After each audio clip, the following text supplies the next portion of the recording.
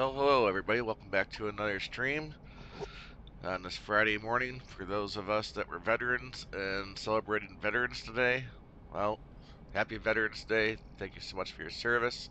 Technically, Veterans Day is not till tomorrow, but here in the United States, well, we're celebrating it on a Friday. But tomorrow is going to be all the festivities.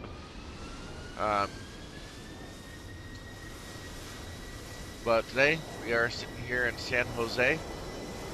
And we're going to be doing some Alaskan Airlines ops. So first leg, we're going to fly the ERJ 175. We're going to head that out to Portland. And from Portland, we're going to switch on over to the 739 and fly down into San Diego. I wasn't sure I was going to fly into it. It's not going to be the San Diego you all want to see. I didn't buy the new version. I don't think I'm going to buy the new version, at least not for a while. I think the version I have does okay. And I'm getting tired of buying, a new version every time a new version comes out. In my opinion, if what you have looks halfway decent and it's better than default, then we're doing good. Let's go ahead and get GSX going.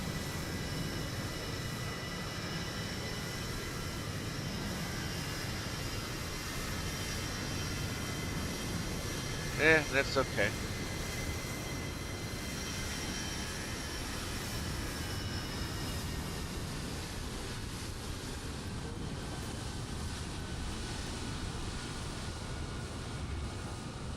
It's not like we were really going to see or stay out here to watch the plane boarding anyway.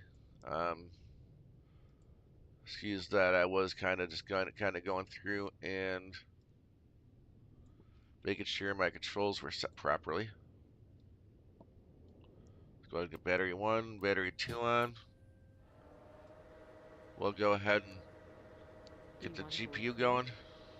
Pilot's boarding starting. Crew boarding starting. We can come down here and set arm the arm light or emergency light. Your passengers boarding starting. Grab these lights. That was already on, the logo's already on, which is good. We're gonna grab APU later. That's really all we need to hit up there for now. Altimeter tonight is going to be, or this morning rather, I'm used to streaming at night, 3015, and we're already there, so that's good, that's set. But we are going to be flying at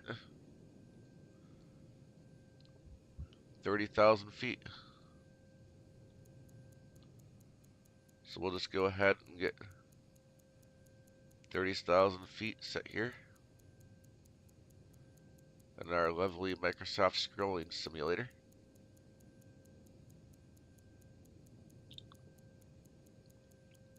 Now I could go up to the actual knob, but to me, while it might take a second, this is a lot easier. And again, if you want to be able to do what I'm doing here, you just gotta go into settings and turn that feature on.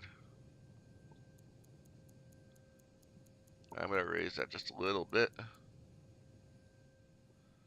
Alright, so let's go ahead and come on over to our tablet. We'll go ahead and get our flight plan coming in.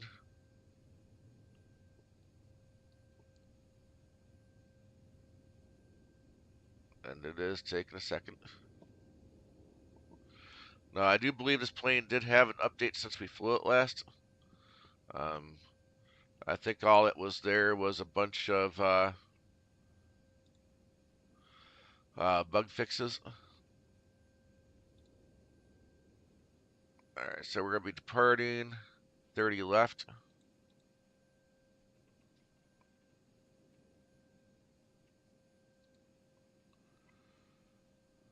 We're going to go condition dry. We're going to grab the environment. I'm going to instant load. So yes, guys, using the tablet will load your plane with your payload and fuel. So you do not have to use the Microsoft default payload editor to load the plane. Let's go ahead and go over here and go to route. So already got our thing there. I'm going to go ahead and put PDX in.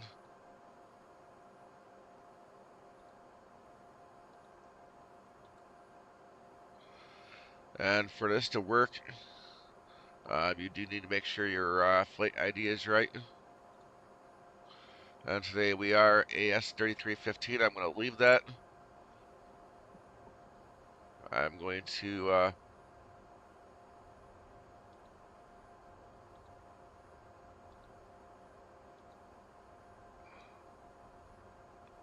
try this again. Maybe I actually have to type in the full thing.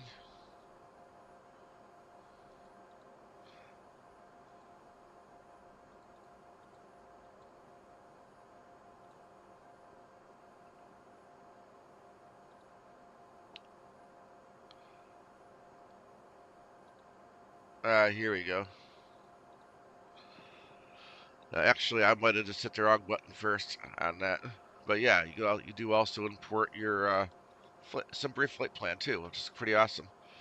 I do not believe that this is the custom FMS or CDU yet, but to have the features that we have, to me that's kind of cool.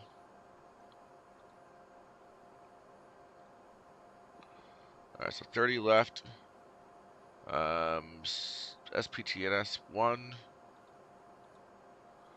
And then we're going to Techie, which isn't there.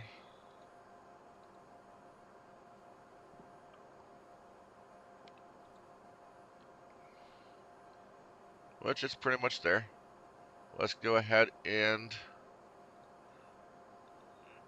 our arrival is going to be runway 10 left. We're going to go ILS 10 left. Timbers 2.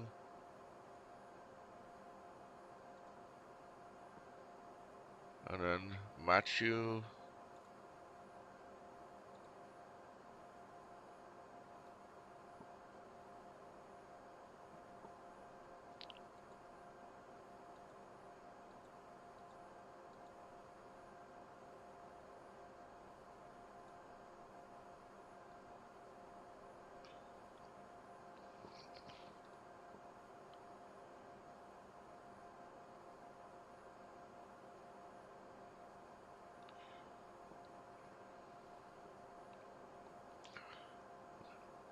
I'm going to put something here just because, but I can't remember what we're supposed to put here. But 30,000 is right. I do not know what the cruise winds are, but zero fuel weight is 69.1.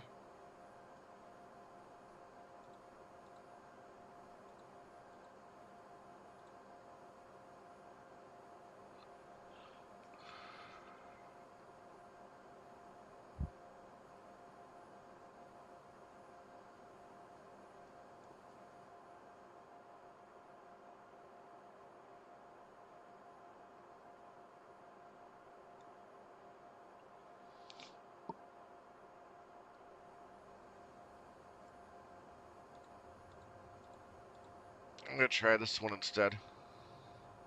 That didn't make a difference on that.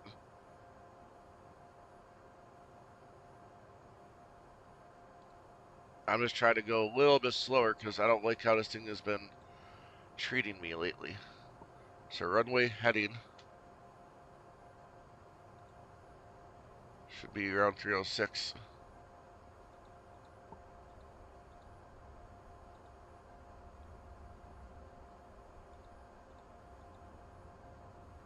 Well, I could probably be a little more accurate there. Let's go 180 at 3.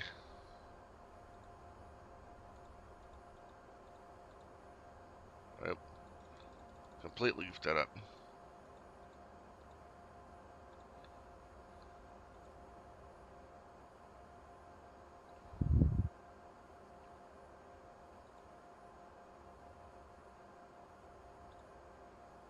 Now, those are some more reasonable takeoff speeds, so I'm not sure what I did differently than last time, but I'm not getting something down there around 60 or 80 like I was before, so I'll take that.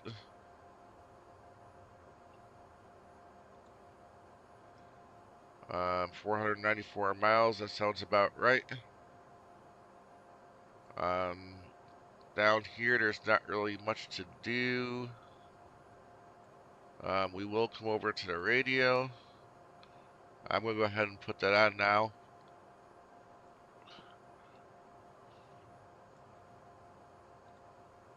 I'm going to set my map options.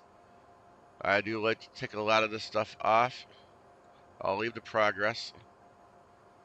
I'll put the TCS on. I'm not going to do the terrain. I don't necessarily like that line though.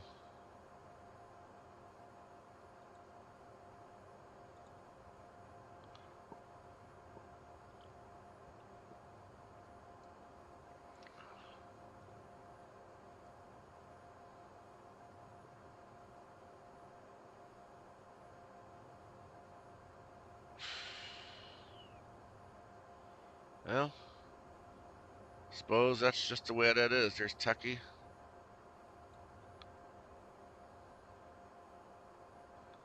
So that's the one thing I don't really like. In fact, it looks like it's doing that twice.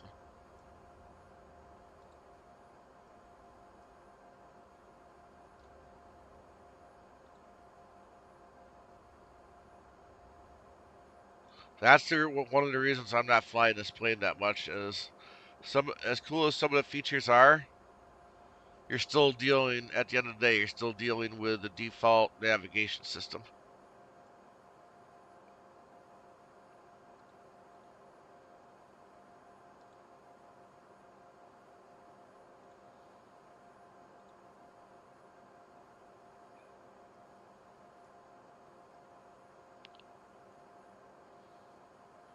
Well, I'm just going to go with it.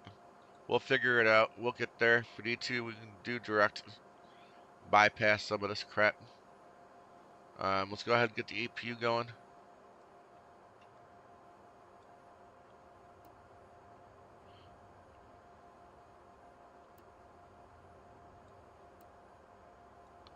And again, the only reason I'm flying this plane tonight, or this morning rather, is, well, I was trying to be real world. I know that's what a lot of you like to watch, is the real world.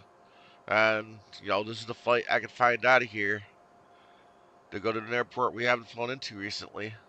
And this is the plane that it was calling for. Since I had it, I figured we might as well fly it.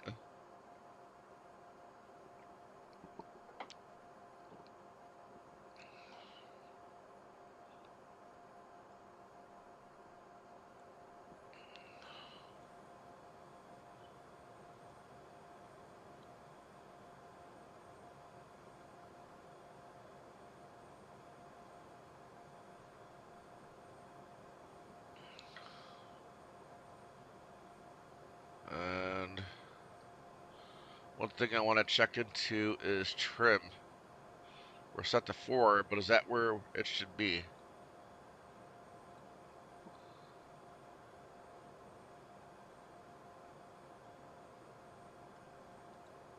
Is there any place that's going to tell me where it ought to be? So we should be doing flaps 2, but it's not telling me the CG. Takeoff pitch 10. Alright.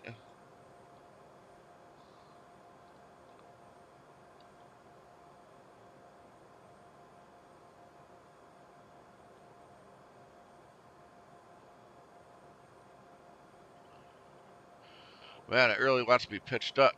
Well, I'm going to go with it. I want to see if it's going to actually do what it should.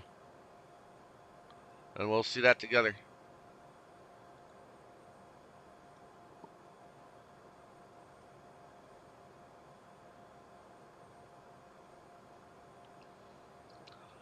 But the APU is running.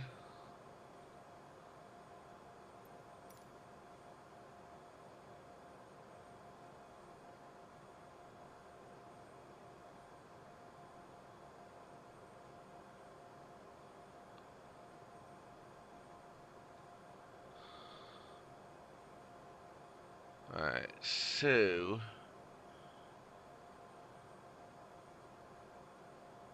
I guess I'm gonna go tail left. Hello, Captain. We're ready for pushback. Go ahead and get the beacon on.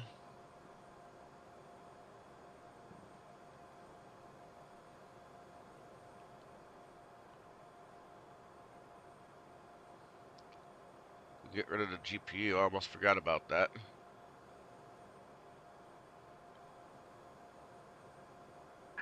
Departure check completed. Bypass pin inserted. Alright, the light did go out. We are on APU power.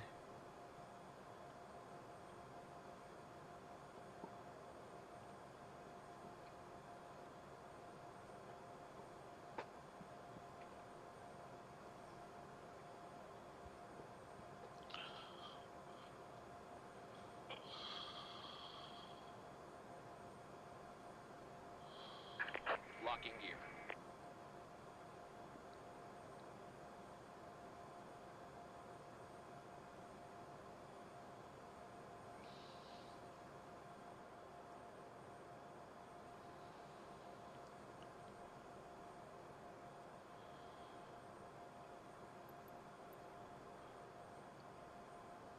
Alright, real quick, I'm gonna mute that audio.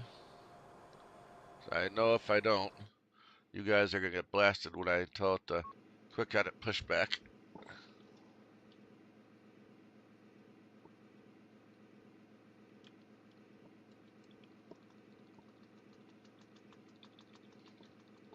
But yeah, guys, if you're using GSX, please do take the time to learn the keyboard commands and just do this. Your lives will be a little happier. Trust me. It might take a second to come through here and do it.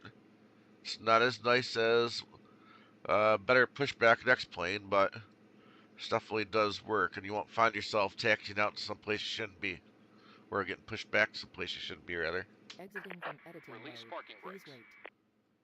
wait. Here we go. We'll release the parking brakes. Commencing push. All engines clear. Start at will. Go ahead and light up number 2. And I'll get the auto back in here so you can hear that.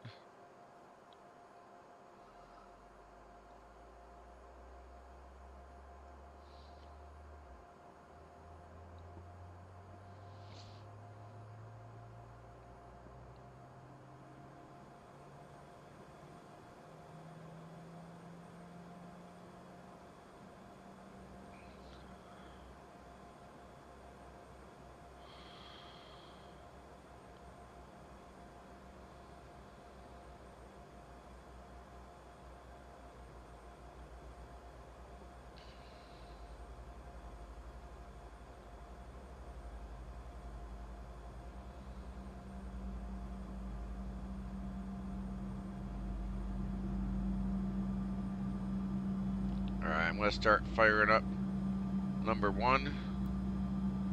So, there goes number 1.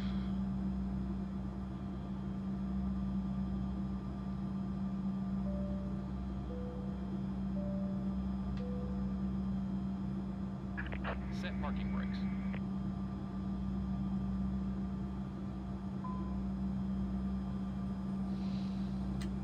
Cockpit to ground.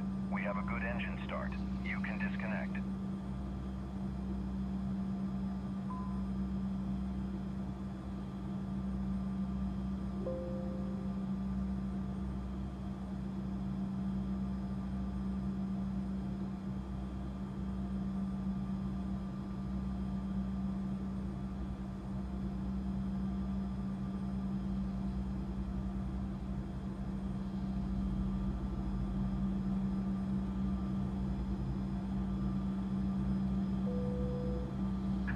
Unlocking gear.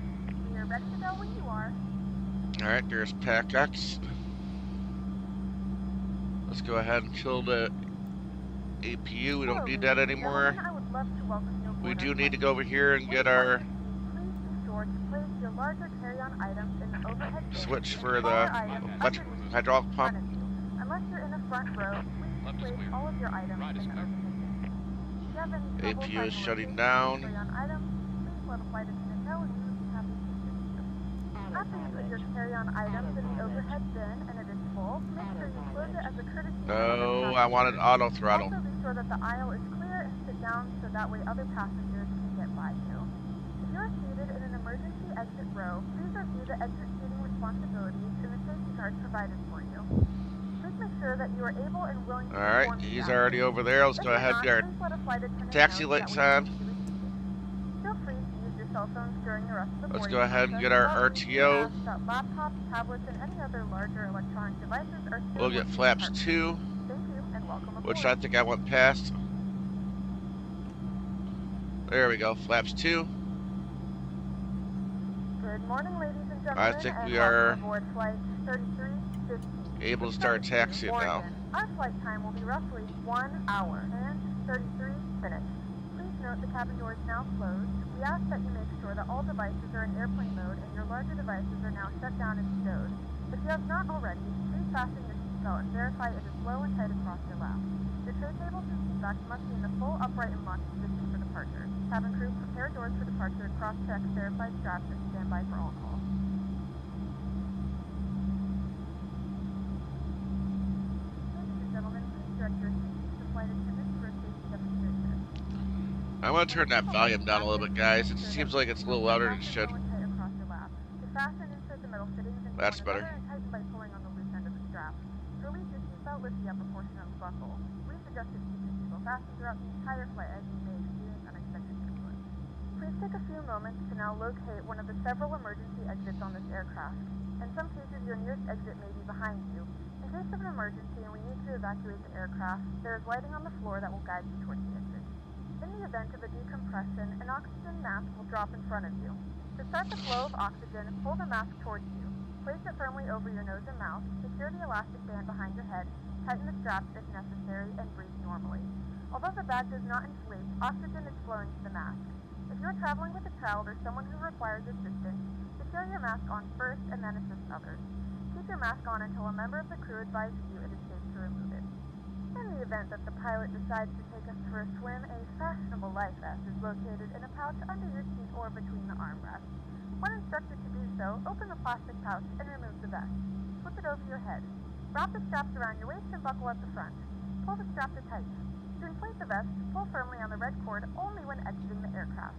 If your life vest does not inflate automatically, blow into the mouthpieces for manual inflation. Hey guys, Vest is equipped with a whistle and I'm going to do something that's going to make y'all cringe, but just keep in mind, this is AI traffic, this is not live traffic or FLIGHTSIM. These are not real life players. I'm just going to go right straight through them. You didn't see this happen. Because guys, we could sit there for minutes upon minutes if we're realistically waiting for them to get out of our way. We're not doing that. We suggest reading this and let us know if you have any questions. Thank you for flying with us, and we hope you enjoy your flight.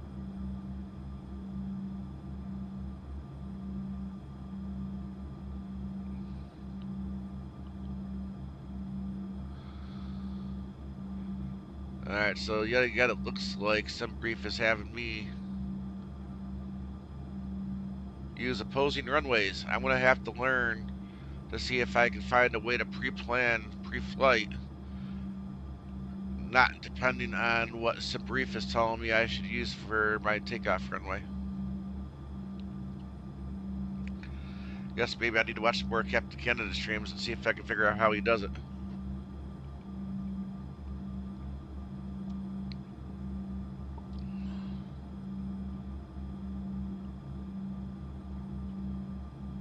We're ready for departure.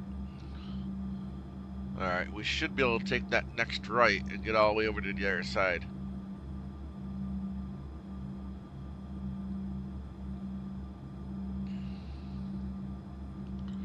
At least according to Navigraph charts.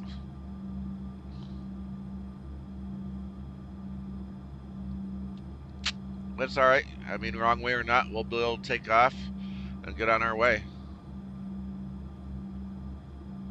Well, sooner or later, guys, we will start flying FLIGHTSIM. It'll obviously be a little bit more apparent which ones we should be using. I mean, and quite frankly, I mean, they'll have no choice but to take a little more time and make sure we're using the right runways.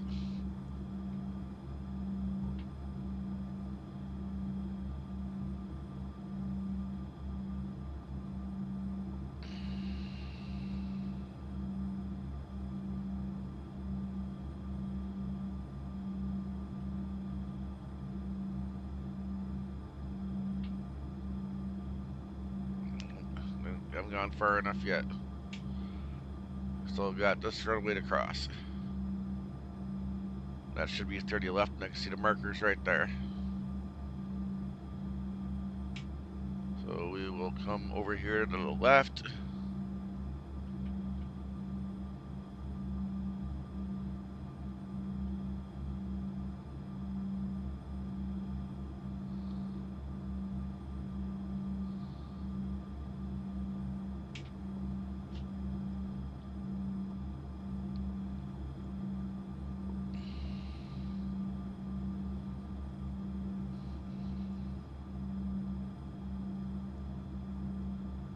Yep, this is our turn right here.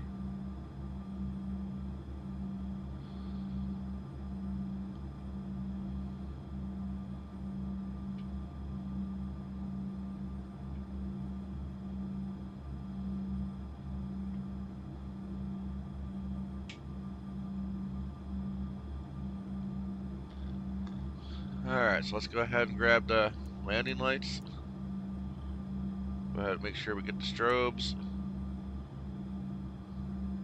Come down here. Hit the toga. Let's go. Amazing how they have you do that early. Because the whole system works a little bit differently in this bird.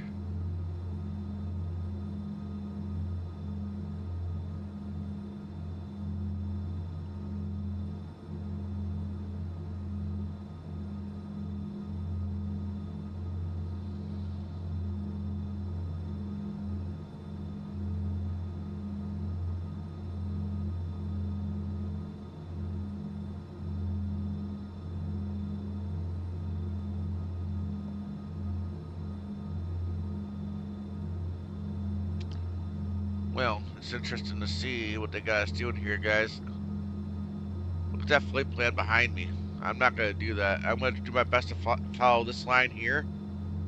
And then I'll mess with the flight plan and have it bypass whatever is behind us. That makes no sense. Alright, let's go ahead and get out of here.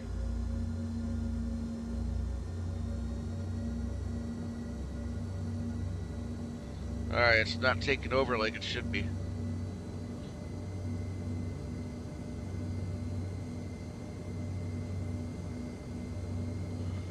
There we go. I thought I hit that, but now she working. Alright, let's go.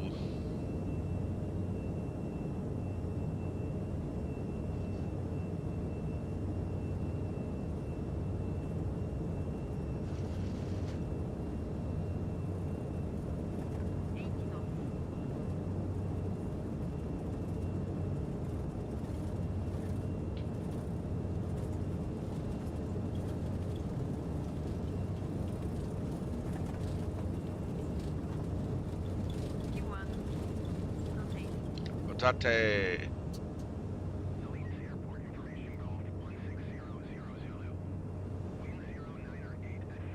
We do have a positive rate of climb, so I'm going to start putting the gear up.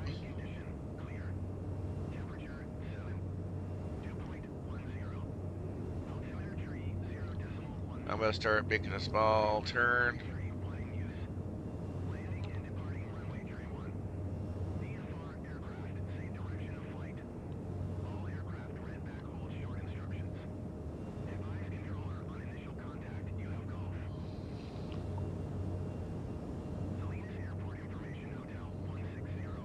And I will take care of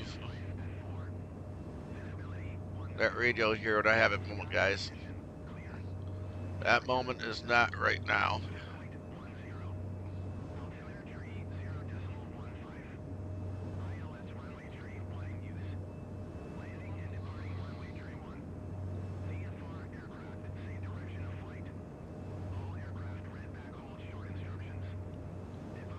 Let's go ahead and get the autopilot on.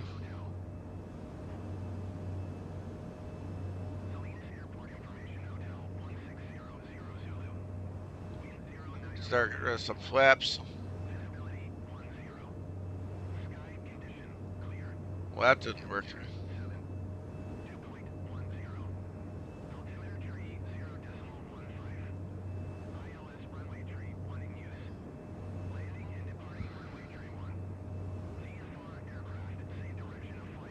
You know what? We'll take a closer look here. Big rang. Do I see that one? Yeah, right here. There we go. Now we should be going back to the left again. And we'll follow our nav path.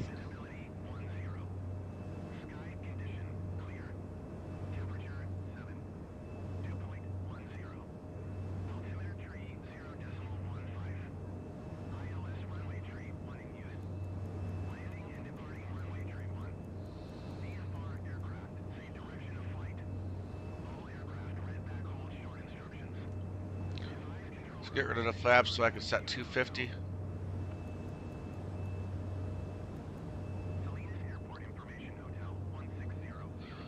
There we go. She is making the necessary adjustments. We are climbing where we should. So I mean, in general, guys, things are going good. I kind of feel 10 pitch trim of the 10. I kind of want to say that while it did help me take off better this time compared to last, I kind of feel like that was too strong.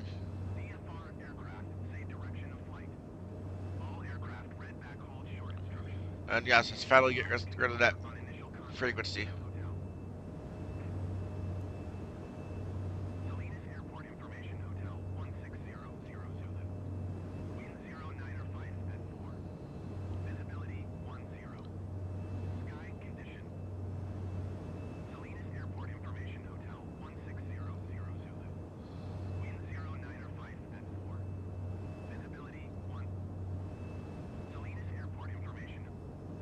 Okay, get rid of it.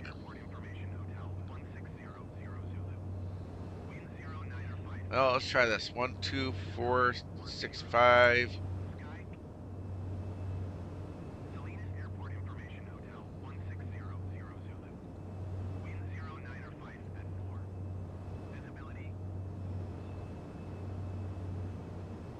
Ah, peace of quiet.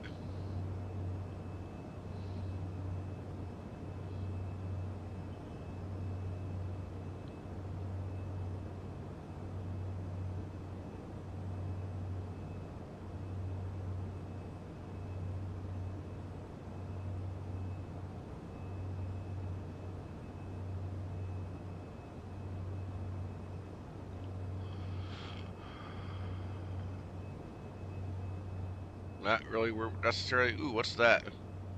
We're missing it. Ah, well.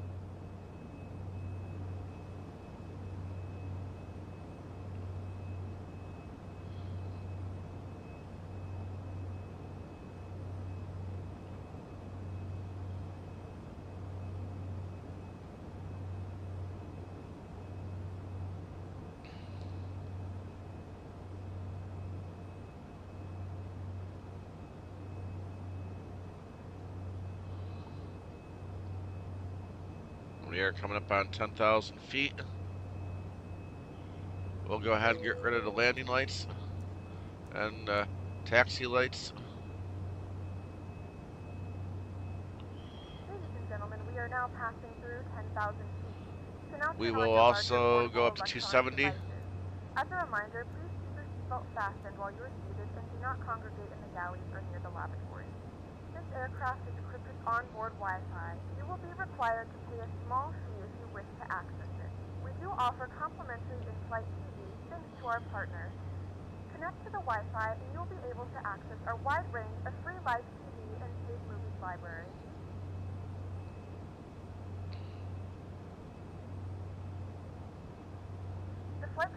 off the fasten seatbelt sign. You can now get up and move around the cabin. However, we ask that you keep your seatbelt fastened when seated in case of unexpected turbulence.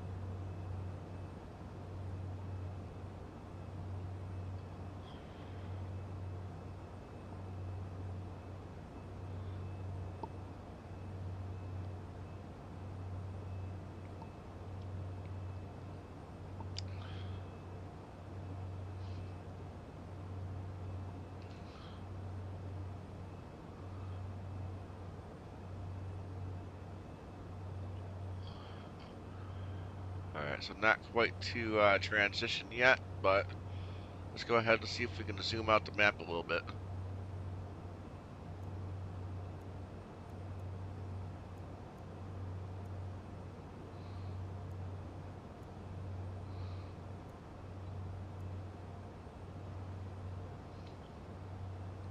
There we go.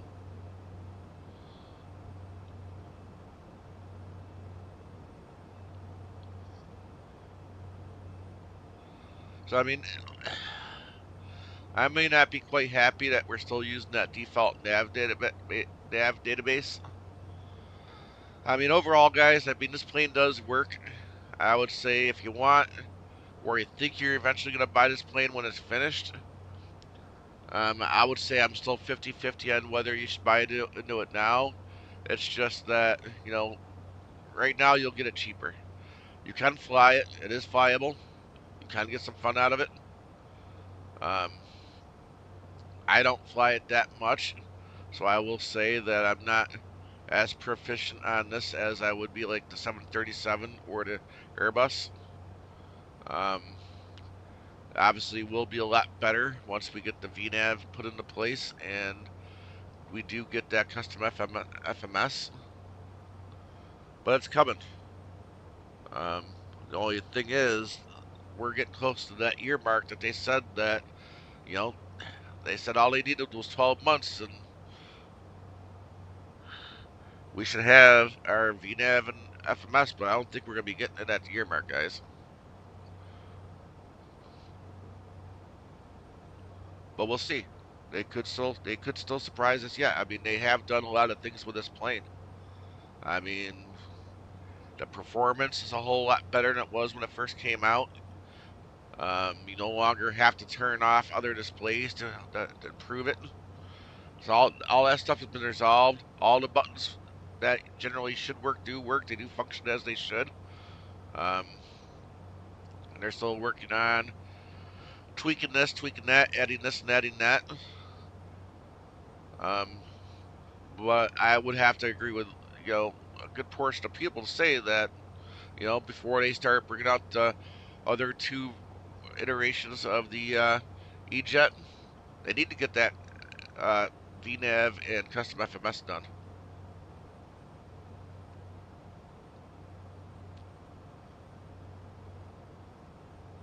Let's go ahead and set standard. There we go.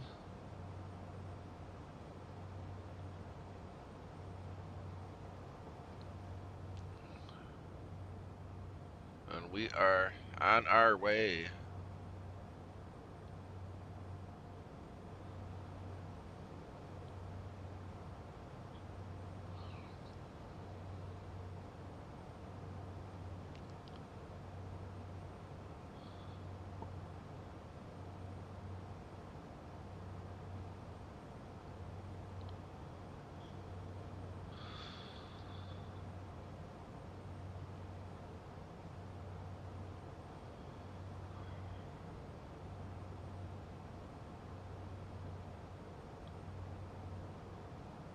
Alright, so what I'm going to do now is we're going to play some tunes, take us outside, get some external viewing. I'll keep an eye on it as we get closer up to our cruise level. I will increase the speed. I just don't want to do that yet. But we'll go ahead and do everything else.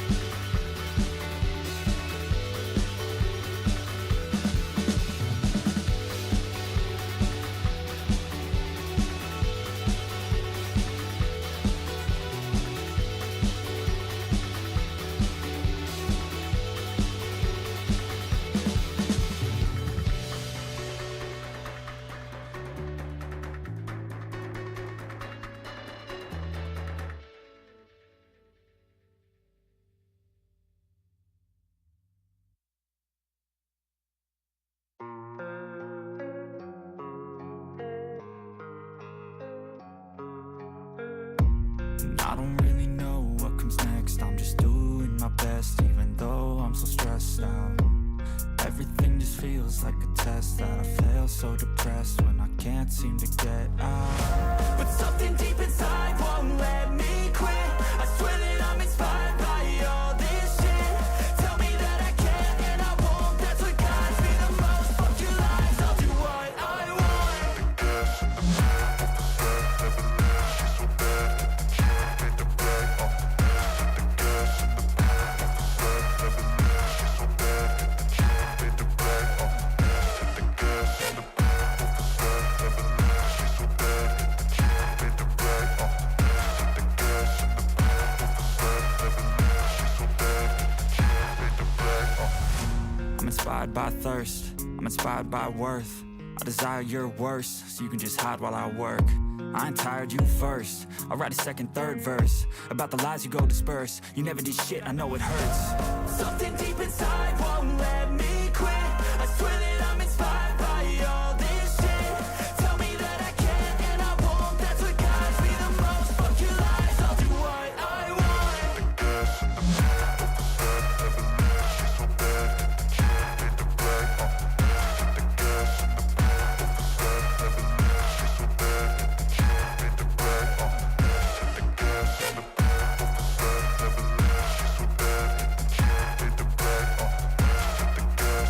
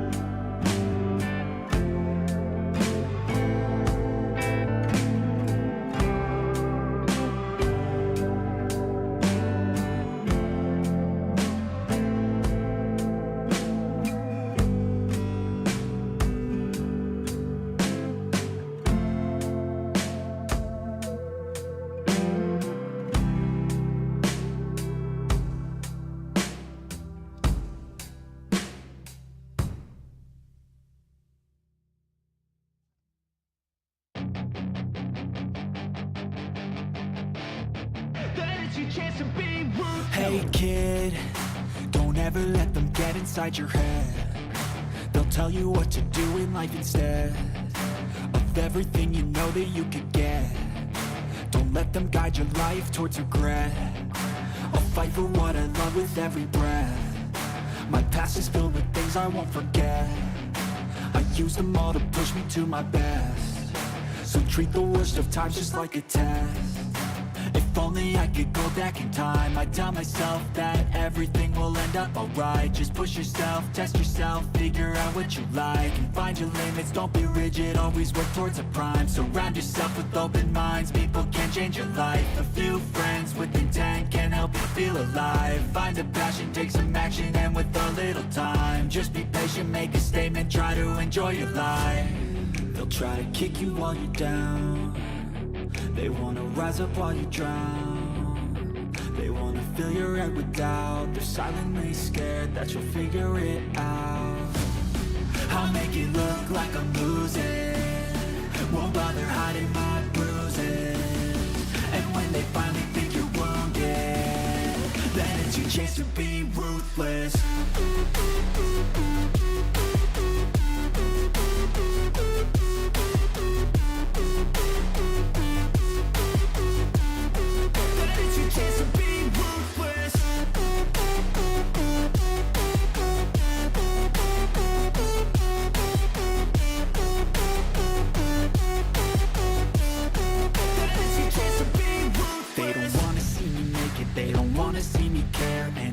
Make some progress, I can see that they compare. I think everyone's against me, maybe something in the air. Am I paranoid? I swear a void is forming and they're scared. I walk a straight path, not many can say that. I like to play fast, cross me and there's payback. You better pray that I don't see your face at any place that I go. I know you hate that. I've been doing fine, I'm not wasting any more time. I live for the fight and the climb. And I think that the pain that's deep inside is what defines. So I won't give up, I'm gonna make it to the top. I don't care what's in my way, I swear I'm never gonna stop. I could fall flat on my face and I swear I will get back up. Cause I don't deserve a thing and the road ahead is tough. They'll try to kick you while you're down. They wanna rise up while you drown. They wanna fill your head with doubt. They're silently scared that you'll figure it out. I'll make it look like I'm losing, won't bother hiding my bruises. And when they finally think you're wounded, then it's your chance to be ruthless.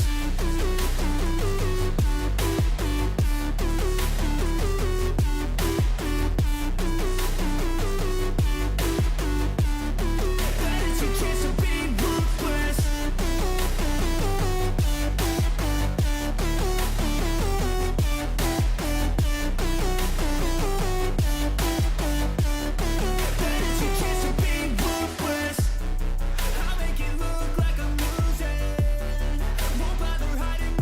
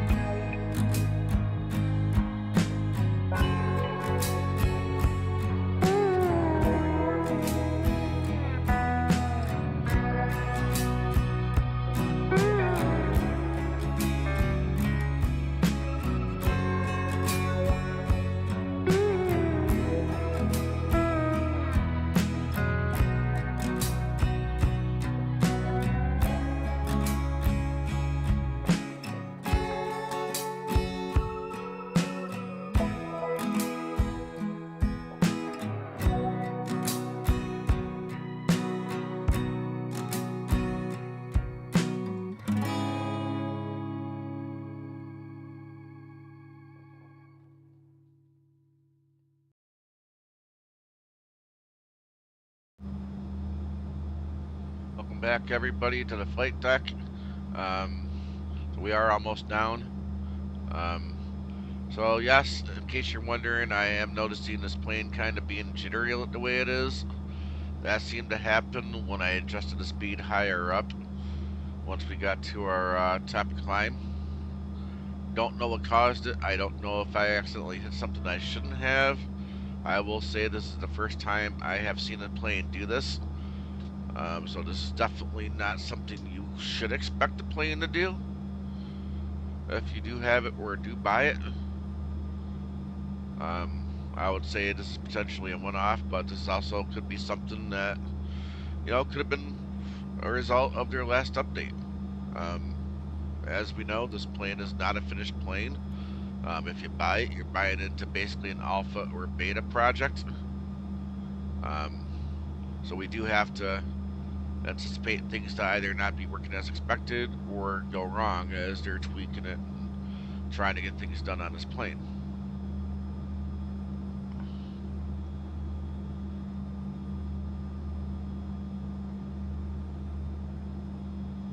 Another thing I'm going to note is, as you saw, my connection was being turned off and activated again. I can tell you that was not me. I can obviously clearly see when my internet connection is resetting. That was all Microsoft today so far. And, you know, that's, I gotta say, that concerns me. I mean, the next version of the sim that's coming out is all internet based. And if they can't keep the connections to their servers going without a constant, you know, disconnect and reconnect like that, I mean, what can we really expect from the new version of the sim if they can't maintain what they've got now? You know, that's just what's in my mind.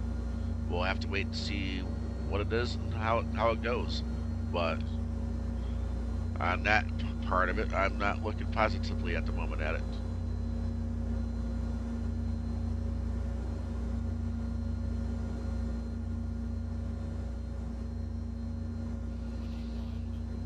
I mean, as proof, if it was me, my Navigraph charts would have given me the "Hey, you're offline" message, let alone my stream. I'm live streaming right now.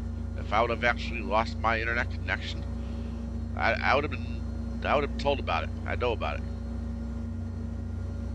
And of course, this thing is doing what it ought not to be doing.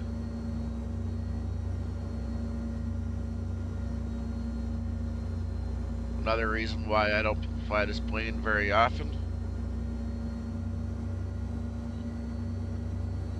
Let's go ahead and play with the heading, y'all.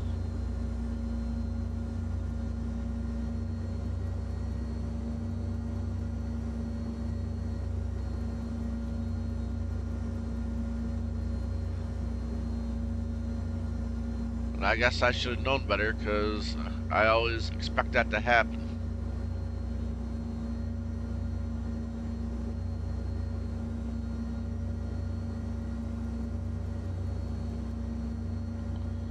But yeah, I don't anticipate it and do anything about it.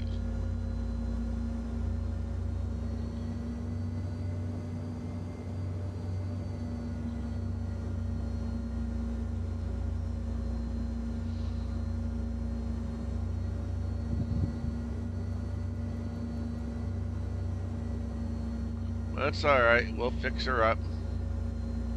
So yeah, guys, until this plane's finished, and while it's still using the stupid default navigation system, these are the kind of little quirks you're going to have to expect.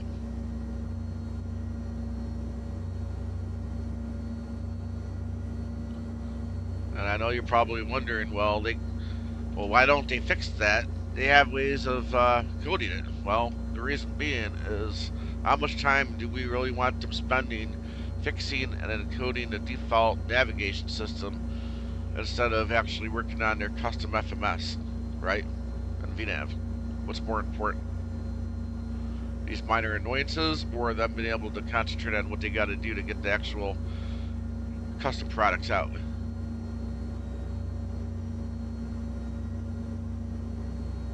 I'd rather have them do it later. Work on the VNav and FMS.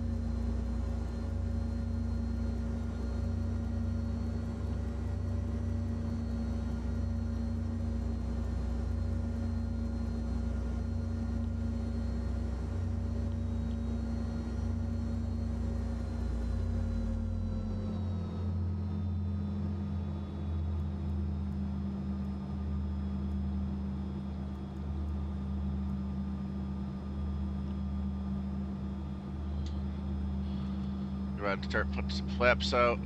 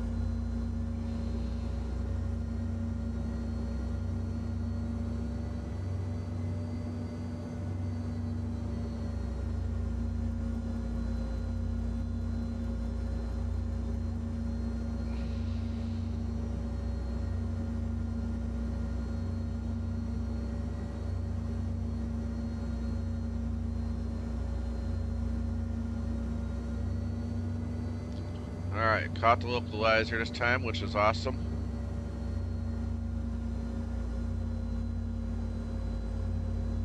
I do not know if they have an auto land feature in this thing or not. I'm not going to try it, but we definitely got some clouds.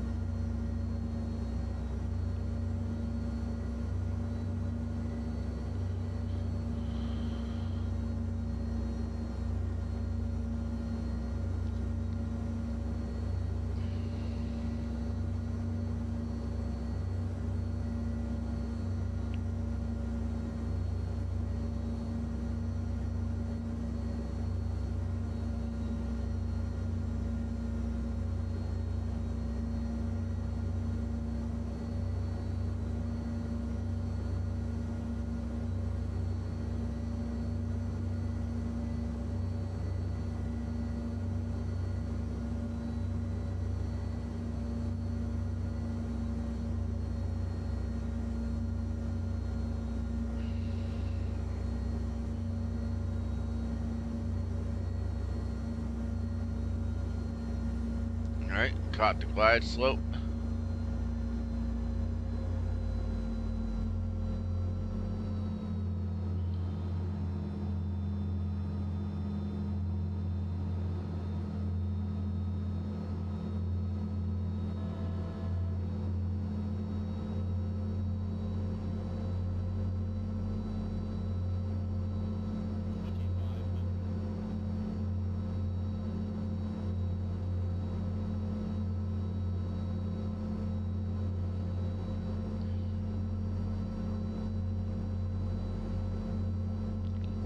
Might be able to see some ground coming.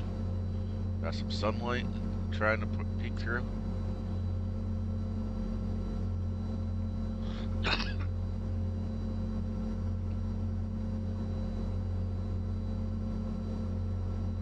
Alright, getting close enough. Let's go ahead and put down some gear.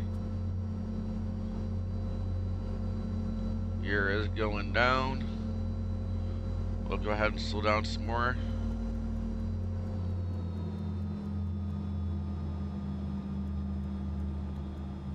I think we're gonna land. That should be good right there. That's what I'll go with. Start putting more flaps out.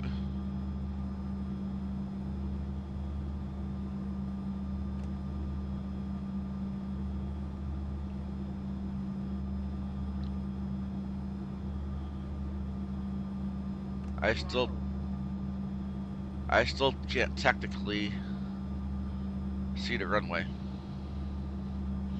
I don't know why the auto throttle kicked off.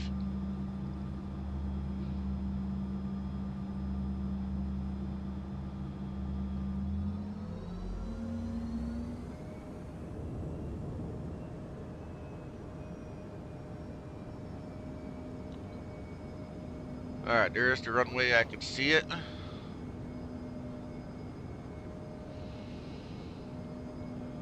Before I forget, let's go ahead and grab the nose lights.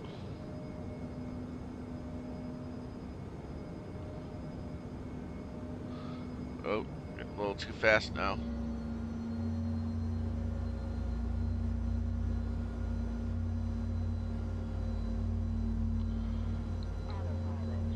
My plane.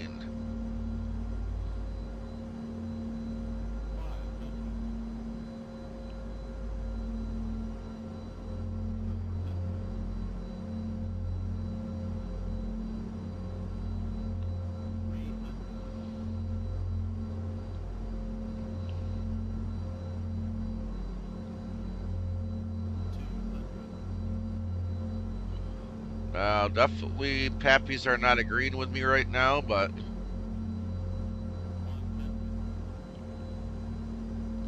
it's alright. We'll get down here.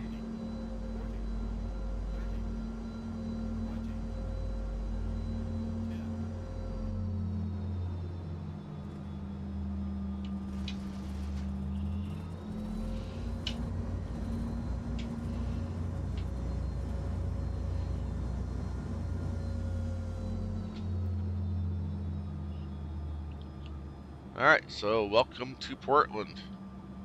I do not know how well that landing was, but the local time is 9:35 a.m. and it's currently about 50 degrees Fahrenheit. I'll still go ahead and start cleaning up the flaps. Please remain seated until the aircraft has come to a complete stop and the seatbelt sign is turned off. Remember to use caution when opening the overhead bins as items may have shifted during the flight. We thank you for flying with us.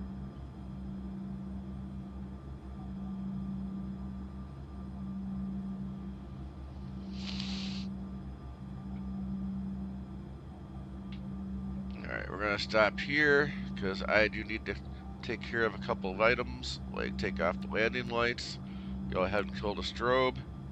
I am going to come up here and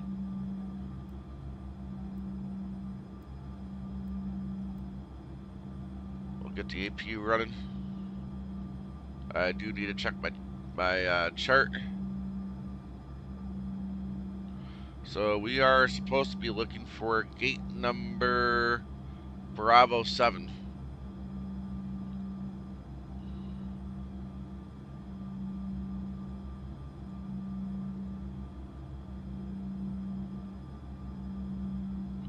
So Bravo 7 is on the other side of the airport. There's no real fast way over to it, so I guess we'll just start taxiing.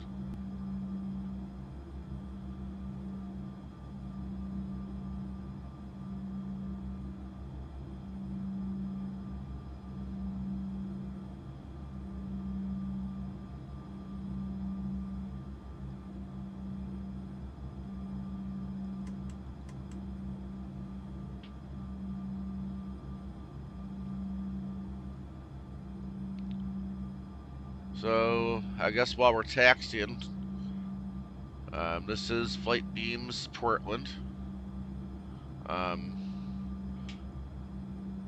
We'll go ahead and take a little tour of it, but nothing really stopping us from taking a look around.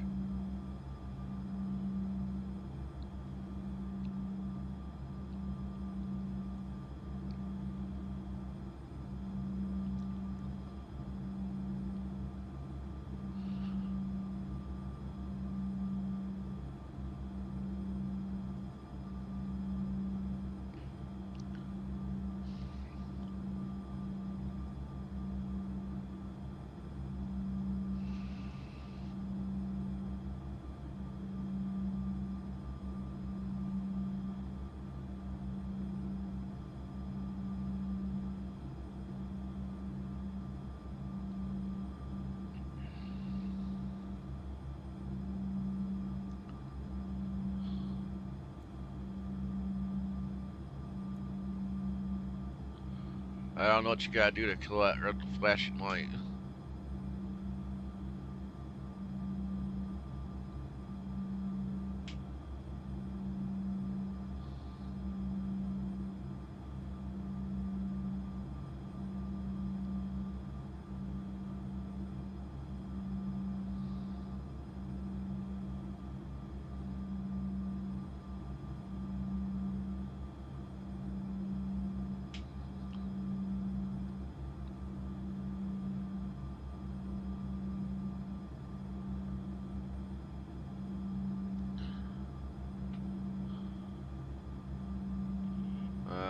let's see here. They don't have the line painted, but I'm gonna start heading left here. Because we definitely need to be going left, not right.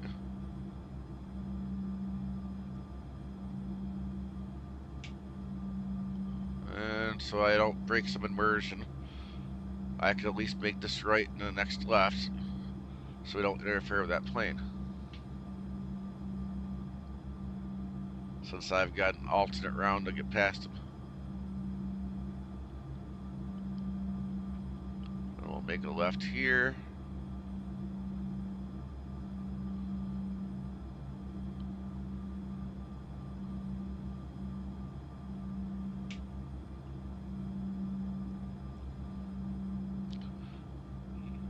Now, when we switch flights, we'll be like right over here.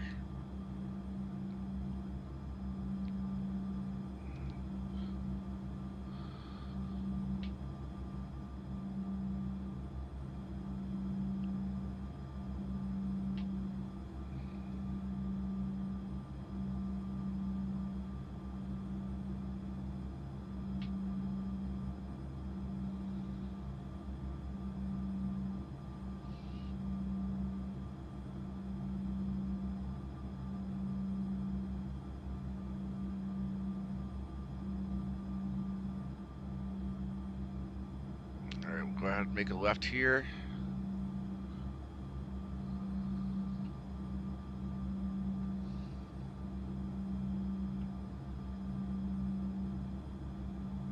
Alright, this time, well, I'm just gonna kinda, I'm not, yeah, I mean, he's AI.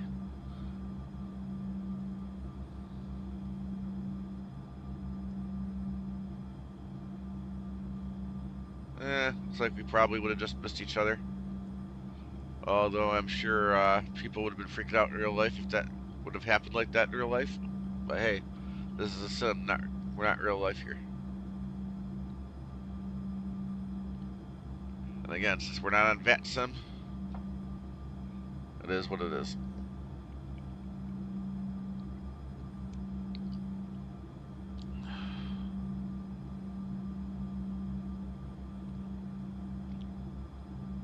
So Bravo 7 is all the way down and over in here. Pretty much got us buried.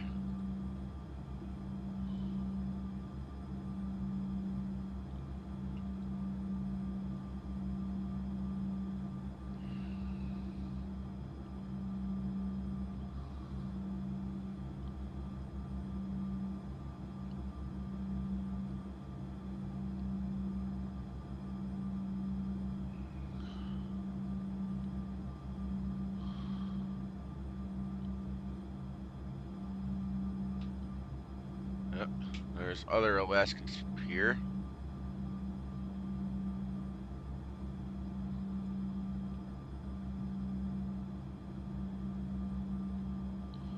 Bravo 1, Bravo 2.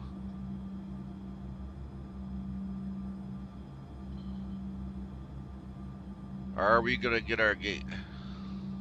Is the question.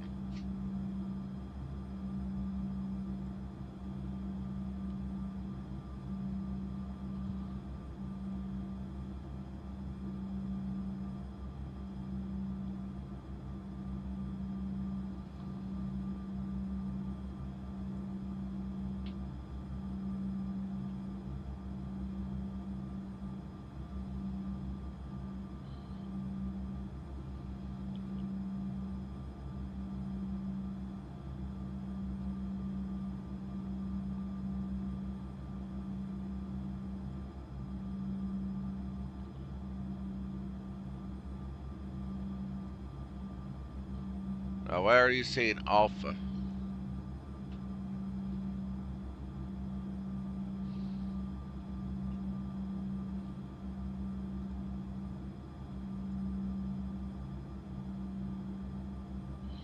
These are all supposed to be Bravo. Good job, FLIGHTBEAM.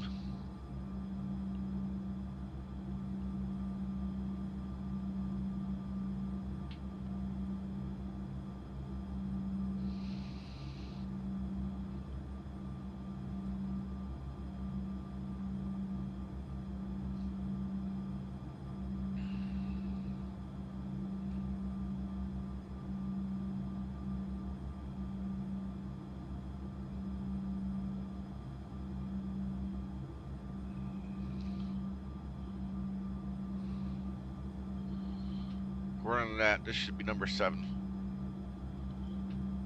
I'm not even gonna bother with the GSX guide tonight, this time.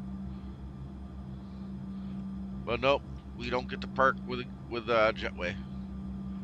We're gonna have to park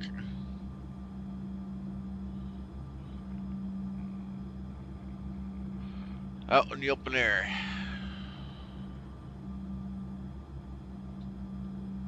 I'm gonna go with that. Go ahead and cut the fuel.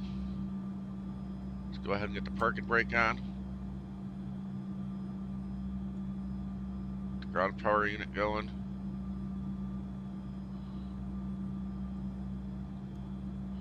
We'll select that. Definitely kill the APU because we don't really need it. We can go ahead and kill the taxi lights. Beacon lights can come off.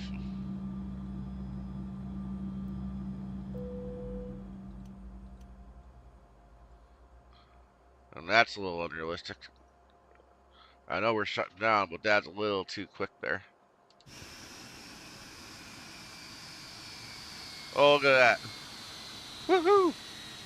We got a GPU up in the air, guys.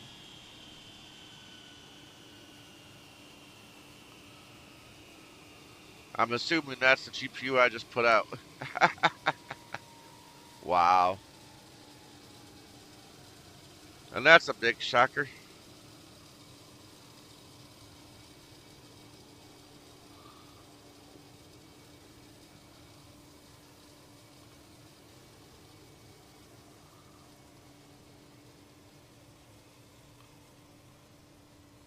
GSX want to open up and work like it's supposed to? Never.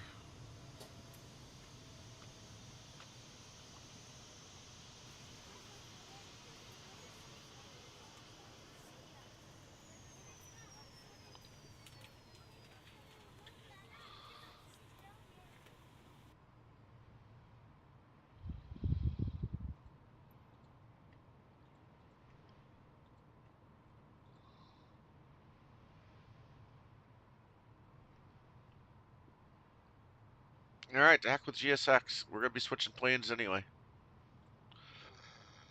I was at least hoping to see stuff drive up and pull up and everything, but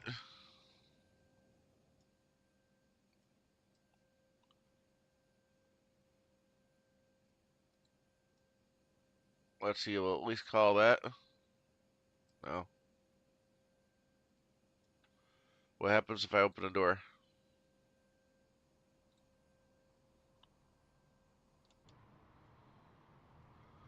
Nada. I mean, maybe I didn't pull up far enough, but I don't know. I'm just not going to worry about it.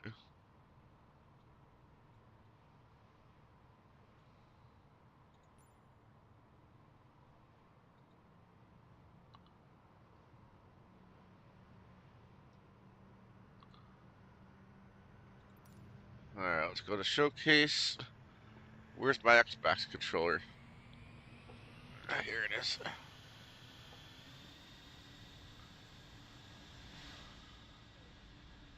Month after month, Microsoft has to know about that, but they don't do anything to solve that. So this is FLIGHTBEAM Pdx, guys. I guess it's an okay sized airport. And they did put some detail into this. I think some things they could have lined up a bit better. I mean, this is one of their older versions, but then looking at what they did with MSP, I just don't know how I feel about FLIGHTBEAM anymore, guys. At least they did put, some fighter jets in underneath that stuff, which is good. Ah. Um, I do believe once we start getting over in this general direction, we start getting into, I do believe Boeing has some painting shops here.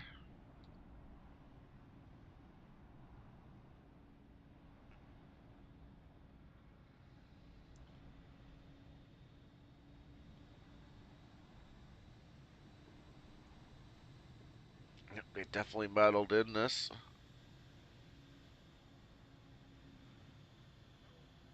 like we got some FedEx car, UPS cargo terminal over here.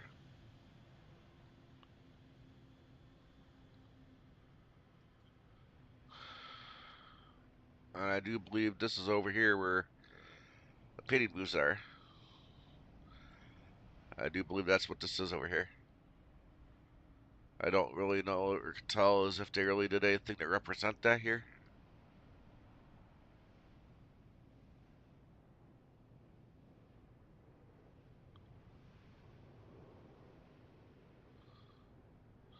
Yep, there's the Boeing logo.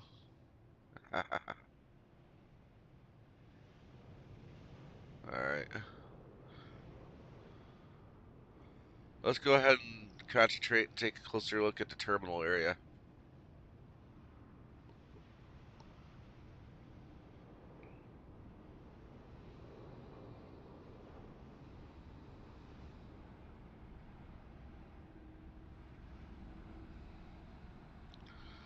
I don't know, I kind of feel like this, if this is legitimately the FedEx UPS cargo area, there ought to be some more buildings here closer by than that small little building there.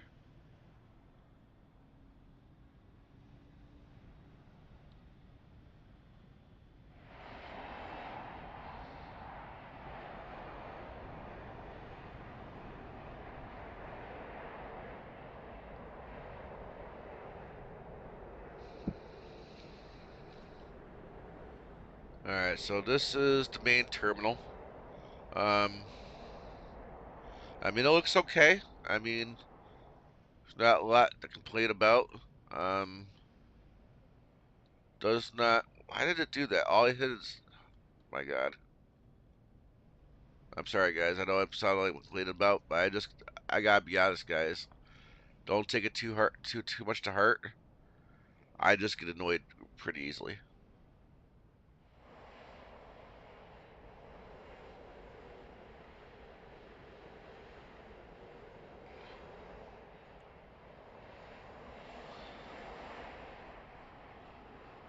Yeah, I'm not too impressed by the windows.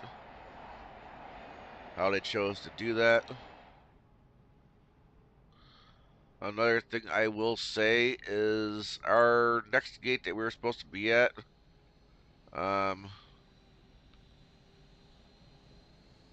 is this gate right here, I do believe, C12. We can't load into it, guys. I do believe this plane right here, this I do believe is a static plane, and you can't turn it off. I mean, it's weird that it's got an actual jetway here. It does act like they're able to use the jetway. The lights are coming on, but yeah, once I load back in, there's just no way to select that gate.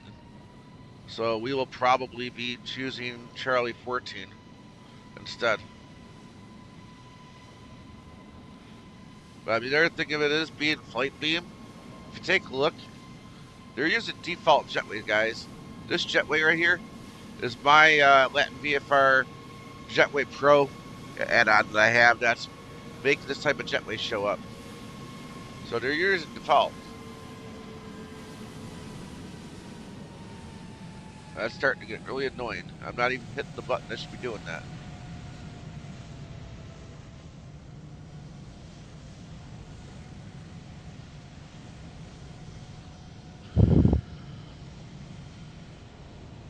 Yep, you got nothing is modeled inside, which not having modeling inside the airport doesn't necessarily bother me.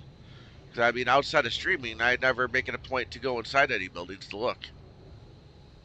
What I more care about is, are they using custom lines and textures? How well does the outside of the airport function, and how well does it look? I mean, when you buy a paper scenery, at the very least, you know, those those things ought to be satisfied. I want to say back in the day, where FLIGHTBEAM made their name, I don't think they ever used default jetways. I don't. Why they're not making or utilizing their own here, I don't know. Let's see, did they do anything with the tower?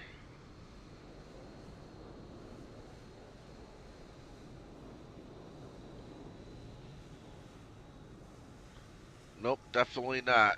Nothing inside the tower.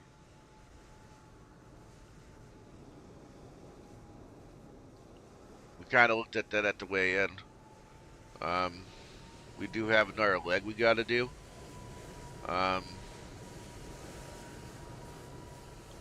This airport is kind of cool based on where it sits. I don't know, guys. I mean, I know you've heard me talk about ORBX. You see me talking about FLIGHTBEAM. I know people can't wait for FLIGHTBEAM to come out with their San Francisco. I don't know, guys. I don't know how I feel about that. Based on what they see with their most recent scenery and for MSP, what they've done here, I just don't know what we should be expecting. I just don't. Sorry, guys. I feel like, one thing we got to remember, when they came back, when FLIGHTBEAM came out with their sceneries, I mean, that was like 20 years ago. I mean, most people that do well with their careers, you work 20 years and then you either, then you start working, retire, or you start doing something part time with something that you like. You sell your business if you had a successful business. Um, maybe that's not everybody, but just saying. I mean, FLIGHTBEAM might still be around, but the question of it is it the same person or persons that were doing the scenery back in FSX? Do they or do they not still have the skills to do, you know, what was what they were able to do to make their name? Still these days, I mean, it's evident with Captain Sim. When Captain Sim made their name, it was different owners. It was different people working in the company that had the skills to do everything, and now they're all gone. The original owners sold it before 2020 even came to be. Not even involved anymore. Um, but that's why I'm glad we got companies like I Builds coming in, doing a really awesome job. And other companies like Msfs Studios, Northern Sky, doing awesome job. Got new people coming in and really strutting their stuff. I mean, look at PACX. Some of their earlier sceneries aren't quite there. I mean, they're there. They're probably somewhere at this level right here. But look at their Salt Lake City guys. I mean, I was super impressed by what they did with Salt Lake City guys. I just was. I gotta say it.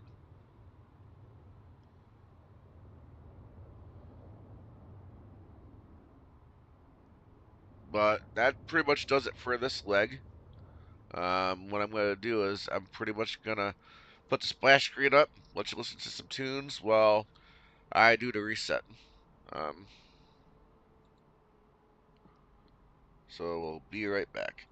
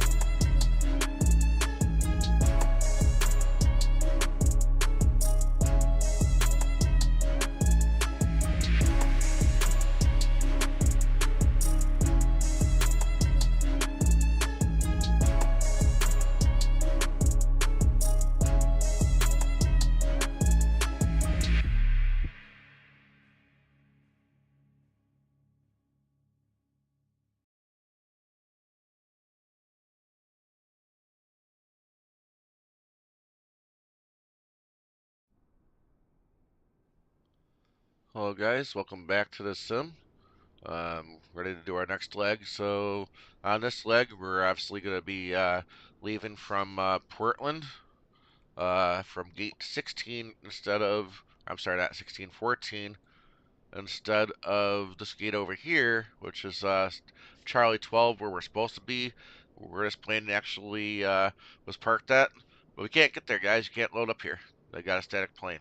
So we're doing the next gate over. But we are back into the Pmdg 737-900, not the ER version. Alaska doesn't have that. They fly the 900, the lesser popular of the two models. But then again, looking at the ER, yeah, I'll have to say I'm confused why some people have said 900 was less popular than an ER, because the ER, if you look for liveries available for real world liveries, there's only a few carriers that actually fly the ER. But we will be in the 900. Definitely will have a more comfortable flight than the ERJ we just flew. And again, guys, the E175 is not a terrible plane. Yeah, it does have some quirks, but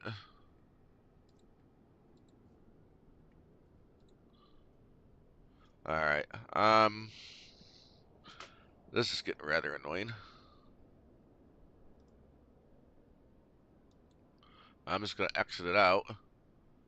I'll restart it.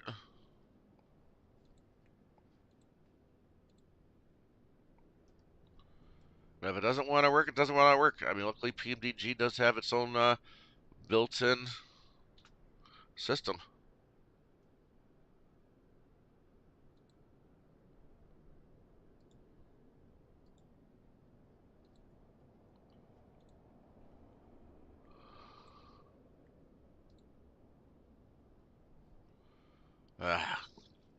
You know, one thing I did before I started the stream, knowing that this has been an issue, I made sure I manually, outside of the GSX or FS Stream Team app, I went outside and updated QUADRANT before we started, just to make sure we wouldn't have these kind of issues. This is terrible. And I'm not restarting the sim. Just, that's not even there. I mean, I hate to say it. Is it possible Microsoft Windows Firewall blocking this thing from running?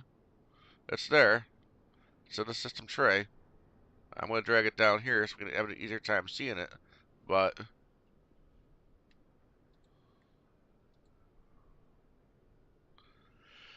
well then, forget GSX, guys. So I guess today we will be having absolutely zero dances. And I hope somebody watching the stream knows FS Stream Team or FS Stream Team's watching. I mean, this is terrible. This is too much. I'll have to be honest. There is an issue, in my opinion, because I've noticed streamers are having this issue, and I know for a fact they're running on Windows 10 just like I am, and I'm having issues. When I did have this installed on Windows 11 and working correctly, I never had an issue with GSX, guys. There is an issue. There's something there. There's something that they changed, they modified, which so they should have to make sure it was working properly on Windows 11, as Windows 11 is the current Windows platform. I do believe, to some extent, support either has dropped or has begun to drop for Windows 10 with Microsoft.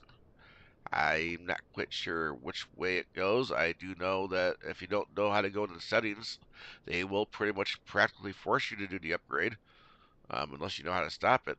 I definitely went and stopped it because I don't want to go back to Windows 11 right now for obvious reasons that I've talked about previously. But I guess enough is enough with that stuff. Let's just go ahead and get in the plane and we'll start getting it going here without GSX. And I am running real world live time and weather, guys, so right now it is apparently. And here's what I'm talking about, guys. I'll be honest, I'm frustrated right now. I am tempted to just call it quits right here. But I can tell you for a fact my graphic card is not overheating. There's nothing wrong with it.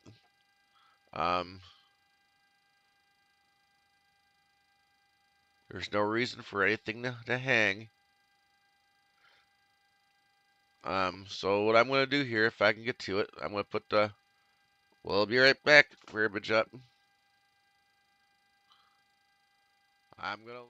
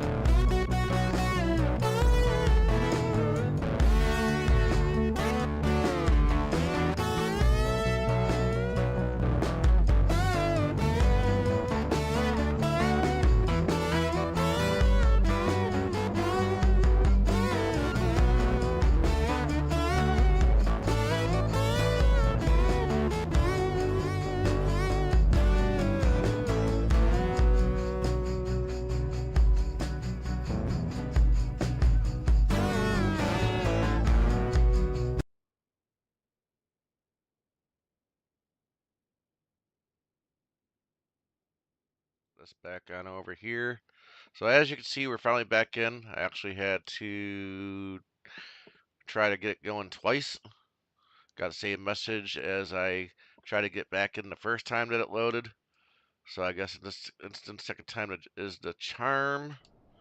Back at the same gate, we're in our plane. As we can see, we got just GSX back, guys. But let's go ahead and get rocking and rolling here. Boarding requested. Alaska. Let's go ahead and get the plane powered up. And this is real time, apparently. Real life weather. So apparently it is really this dark here.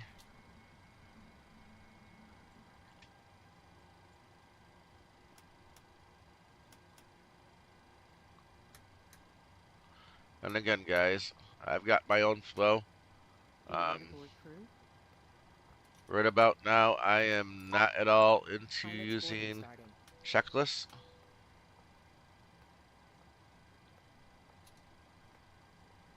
So tonight we're going to be cruising at, or this afternoon rather, 35,000 feet.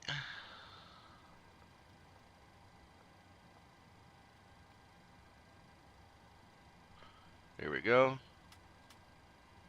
And if for some reason, guys, if this thing crashes again, that's going to be it. I'm not going to go through any more frustration. I do have other things I've got to do, and as it looks like right now, I might not be able to do it because I kind of need a daylight.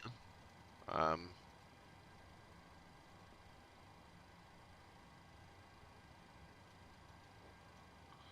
we'll see.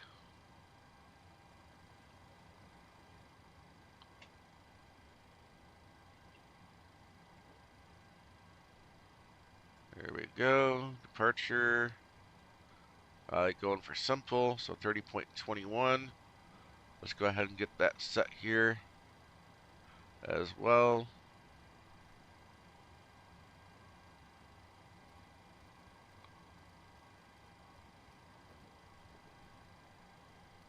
There we go.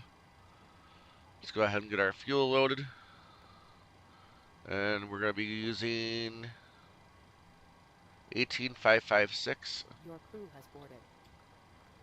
Passengers boarding starting. Grab our payload, 136.3. Probably could have just left to 0.4, but hey. So we're at PDX.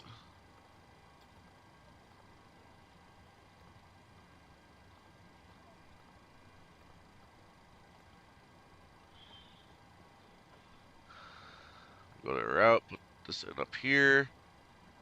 Go ahead and request our route. That's correct. Let's go ahead and select that. Let that load. And we're going to be flight number AS1196.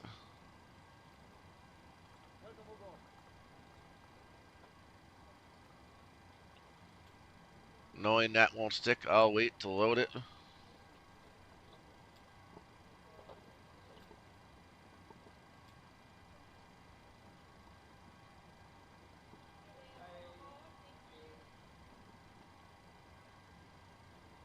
Come on. There we go. Activate. And we're going to be taking off. 10 left, I do believe. Yep, 10 left.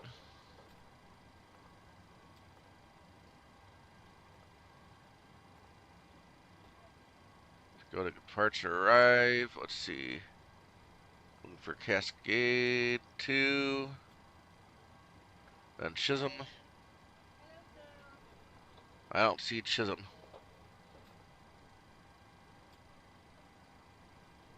Yeah, that must be it. Then we're going to be landing 27. And we'll do the RNAV Zulu 27 via the Comics 2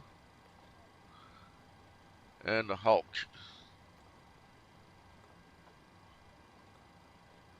That's fine. Fine. Fine. Get rid of the vector.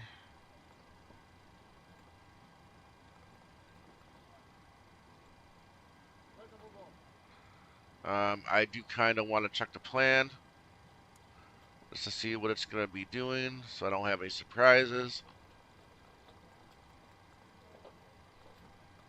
Make any adjustments if we need to. And yeah, I don't really like that. So let me check the approach chart for that.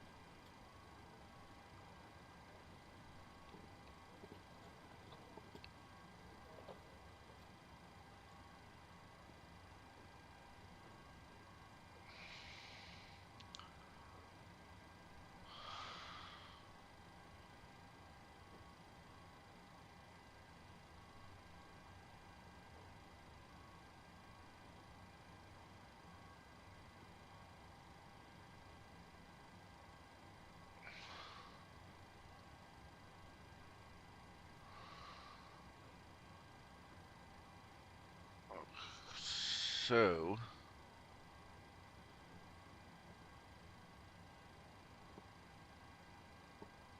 there's Coleman.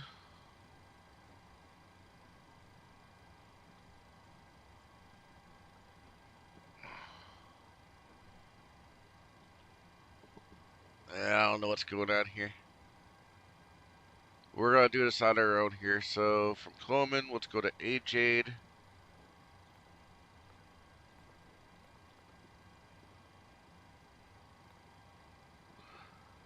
To Kpdg.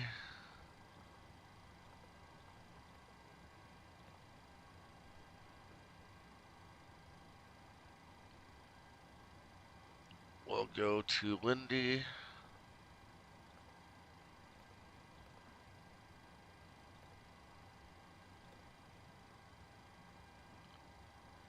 To Viota.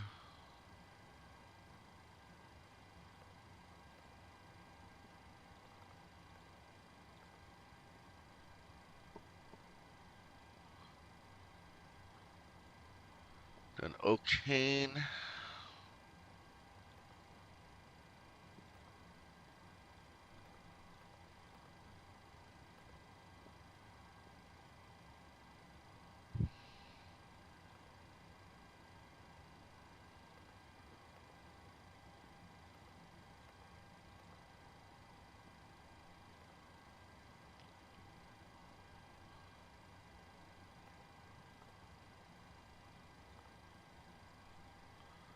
I like that a lot better. Alright. Let's perf. Let's get our bat back on.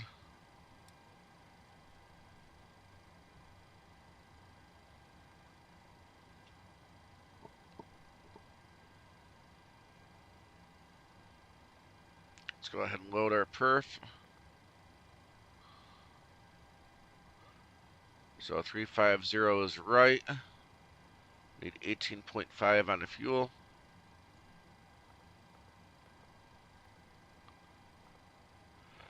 That looks good. Go ahead and get our takeoff calculator.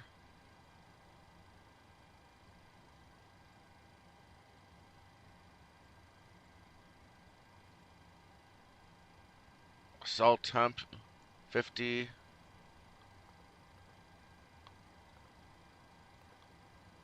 And then we're doing flaps 5.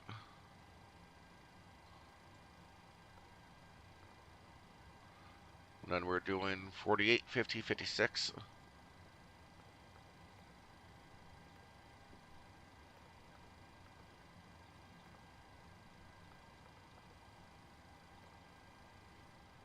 Then CG is 24.96.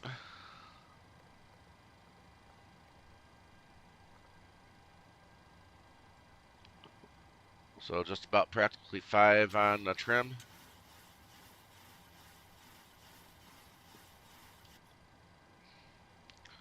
Let's come up here and let's get our APU started.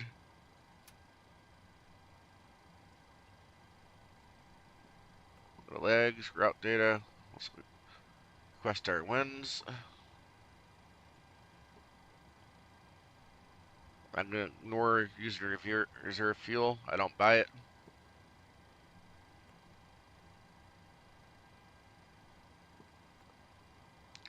And then we've got to go to the descent forecast load. We'll go ahead and execute that.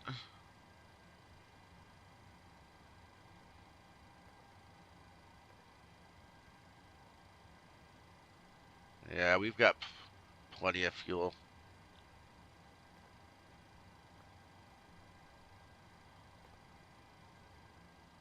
Let's see, are we started here yet? Nope, not yet. There we go. So we can go ahead and release the ground power. We can remove the chocks. We'll go to the doors because we know we're going to need to close that.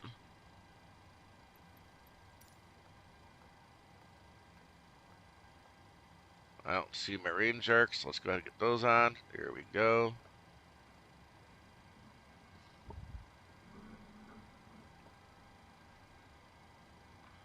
We can definitely go ahead and close our door. Hello, Captain. We are ready for pushback.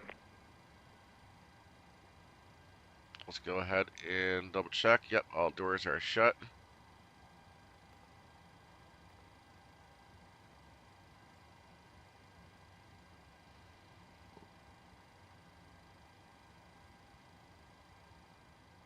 While we're waiting, we can grab the auto throttle and the Departure checks completed. Bypass pin navigations. inserted. Grab the yaw damper.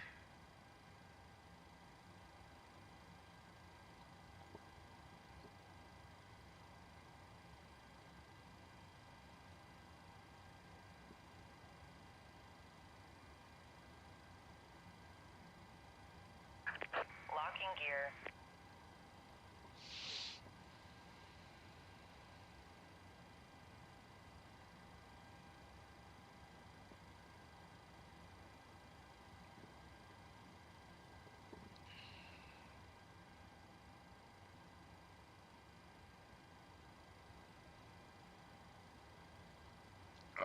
How did that get turned back on? It's doing the pushback raise. Eh.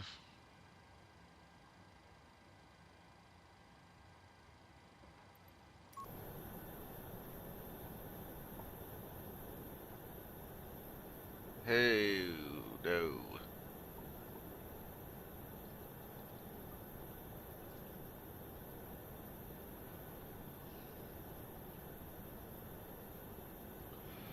Always better off doing this, guys.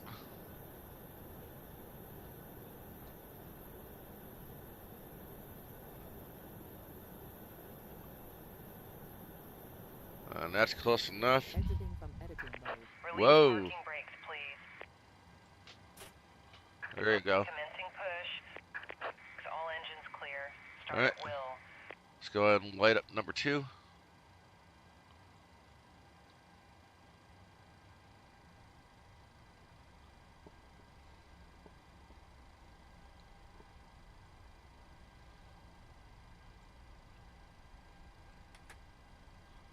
Number 2 should be coming up.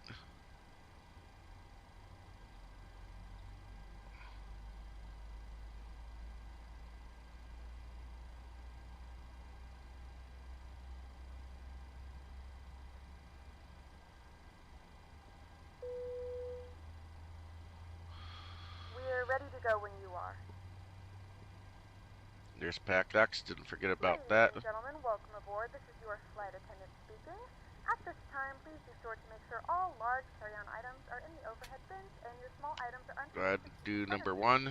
If you have any trouble or need any assistance, please don't hesitate to let a flight attendant know and we would be happy to help you. If the overhead bin is full after you put your carry-on inside of it, please close the bin as a courtesy to other passengers. Once all your items are put away, please clear the Here aisle we and go, sit number down in one your lighting seat up. to allow other passengers to find their seats as well. If you are seated in an emergency exit row, please read the exit seating responsibilities in Please the set safety card parking in brake. your seat back in front of you. Cockpit Please to make sure ground. you are willing We and have a able good to engine perform the start. actions You can required. disconnect. If you are not able or prefer Unlocking not to gear. perform these actions, please let a flight attendant know so you can be reseated. Now's the time to get out any last-minute text messages if you need to, but we ask that once we depart from the gate, you put away any laptops or tablets. Thank you, and welcome aboard.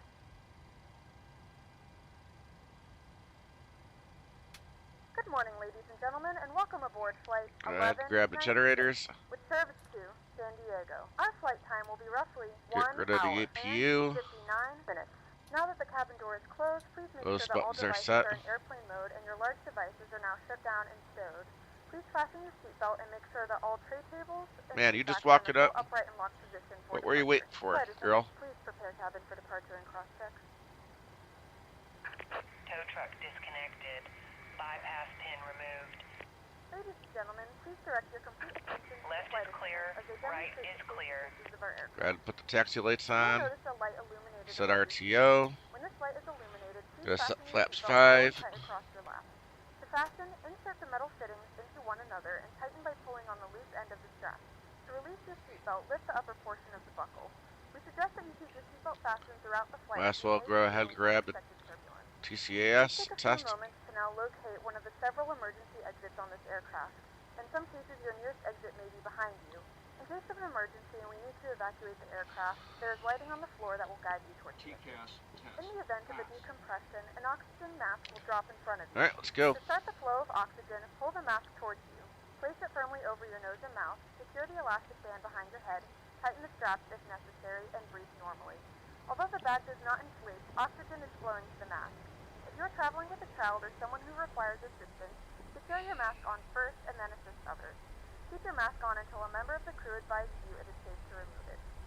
In the unlikely event of a water landing, a life vest is located in a pouch under your seat or between the armrests. When instructed to do so, open the plastic pouch and remove the vest. Flip it over your head. Wrap the straps around your waist and buckle at the front. Pull the strap to tighten. To inflate the vest, pull firmly on the red cord only when exiting the aircraft. If your life vest does not inflate automatically, blow into the mouthpieces for manual inflation. Each vest is equipped with a whistle and light. If necessary, your seat cushion can be used as a secondary flotation device. Pull the cushion from the seat, slip your arms into the straps, and hug the cushion to your chest. Please securely stow all personal items. Make sure your seatbelts are fastened and seat backs and tray tables are all in their full upright position. We remind you that this is a non-smoking flight, and that includes... And there we went again with the Tampering Microsoft disabled or automatic running parking smoke brake detectors feature. located in the lavatories is strictly prohibited by law. All of this information and more can be found in the safety card located in the seat back in front of you. We suggest reading this and let us know if you have any questions. Thank you for flying with us, and we hope you enjoy your flight.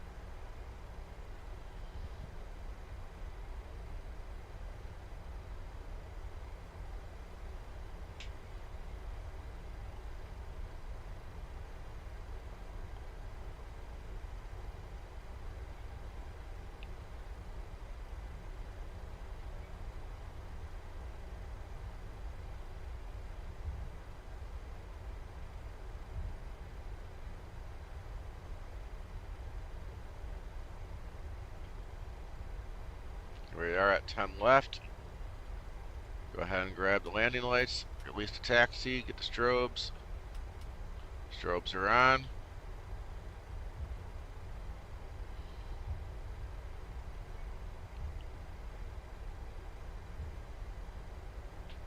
We're ready for departure. Alright, good. Let's go ahead and do a running takeoff. And toga!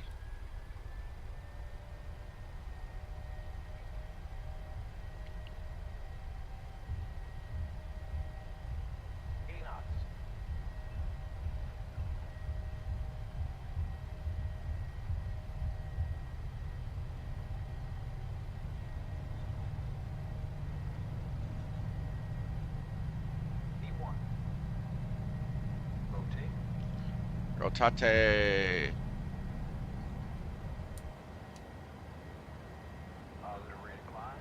Gear up.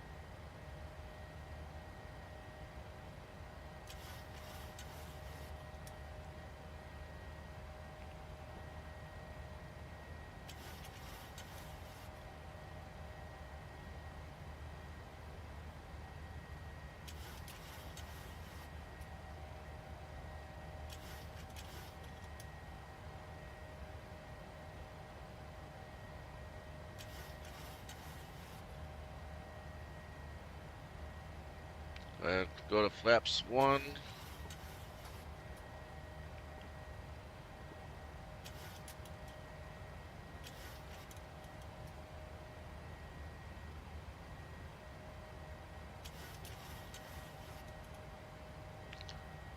Alright, altitude's high enough. Autopilot on.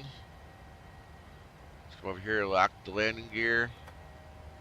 Go ahead and move the RTO. And flaps going all the way up.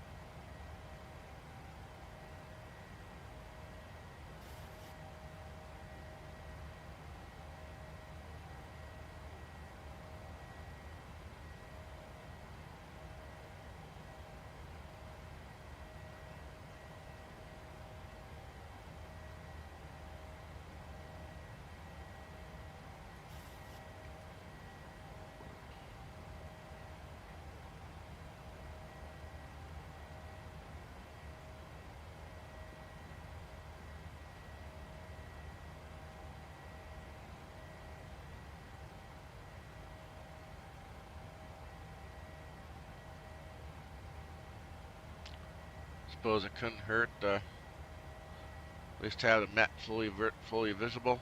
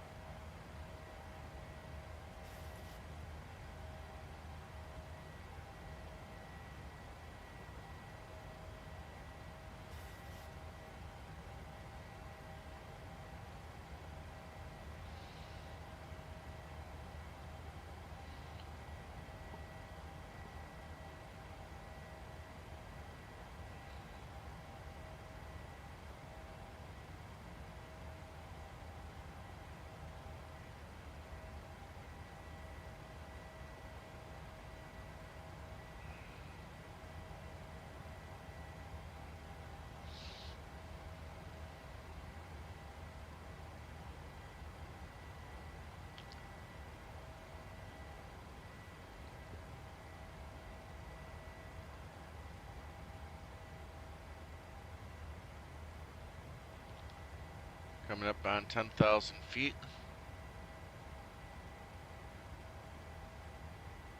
Go ahead and kill the landing lights.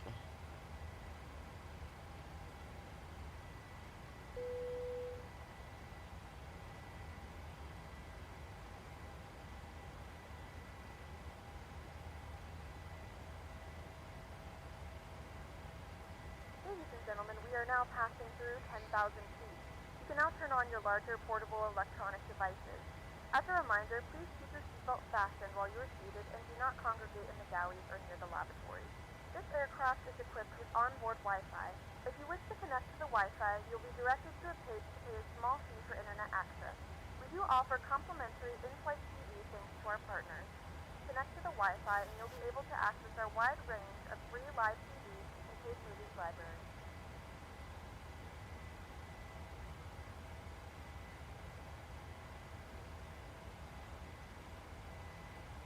The flight crew has turned off the fasten seatbelt sign.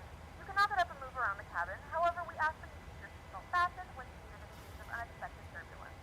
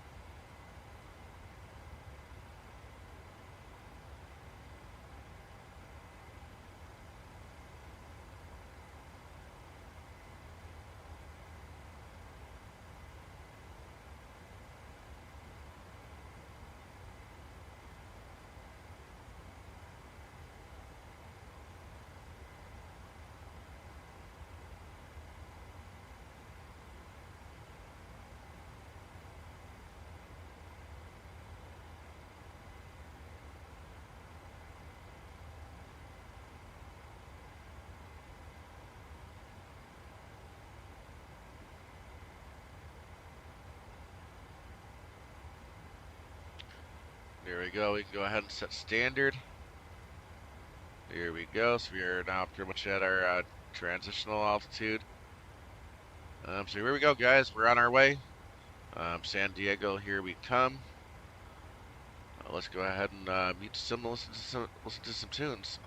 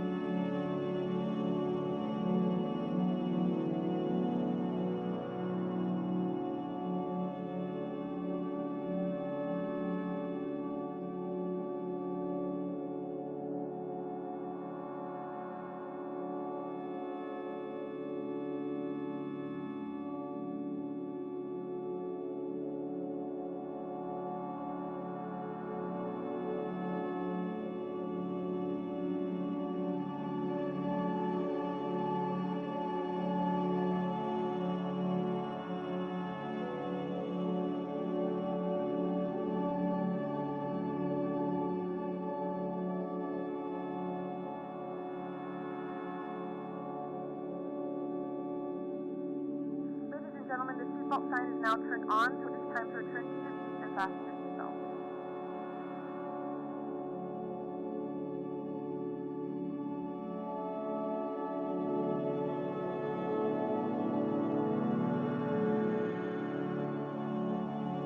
We have begun our final descent into San Diego. Flight attendants will be passengers and cabin to collect any trash one final time.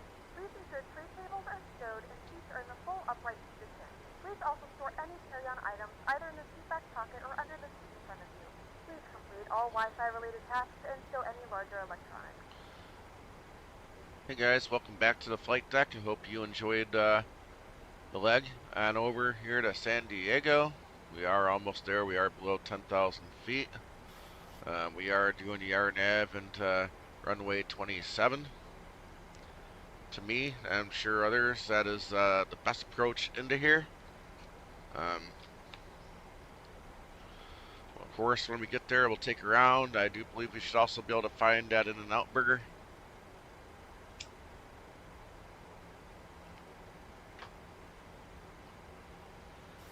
We can more than definitely find the parking garage XP once did a live stream from, showing us the incoming traffic into San Diego.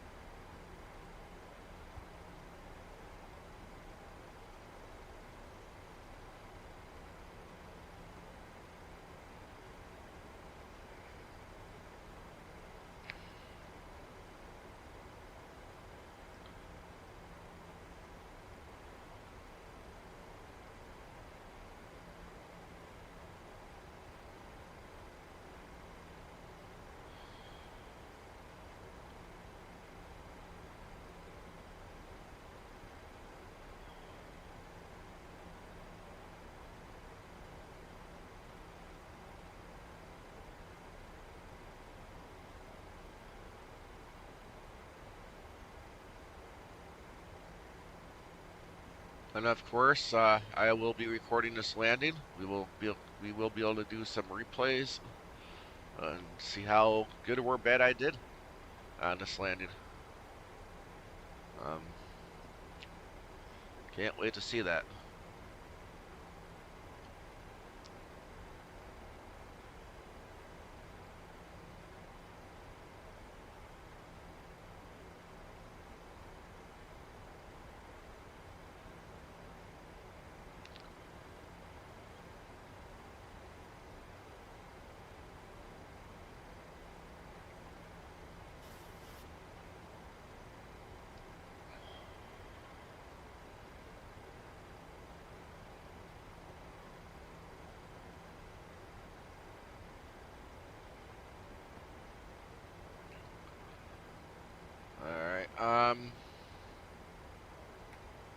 Start putting a little bit of flaps out.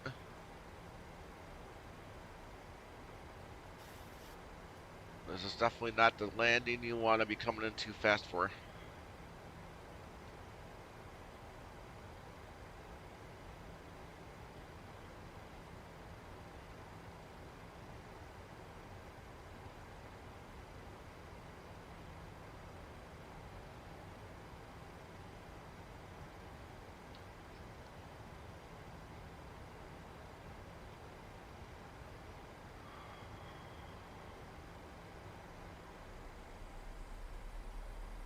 Do still have a little bit of distance to go though.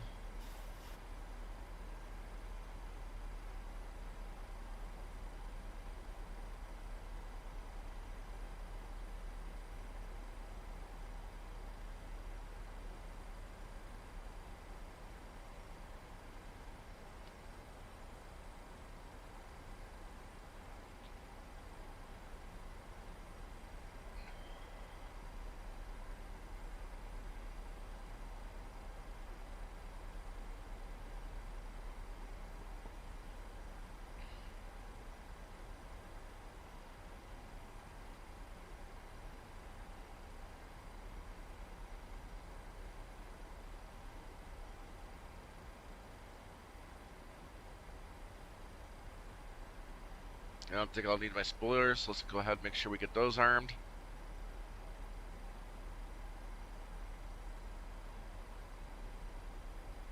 Or speed brakes, rather, in the Boeing.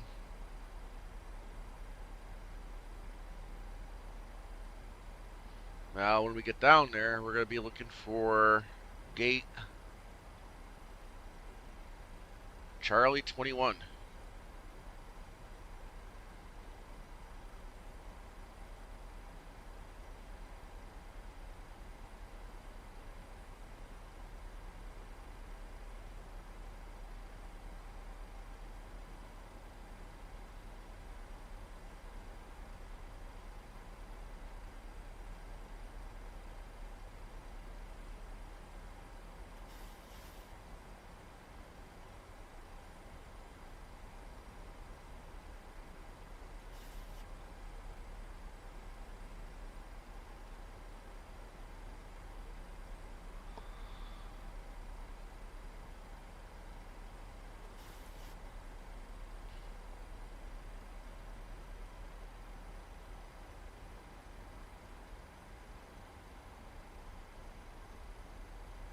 Looks like the city's straight up over there in the distance.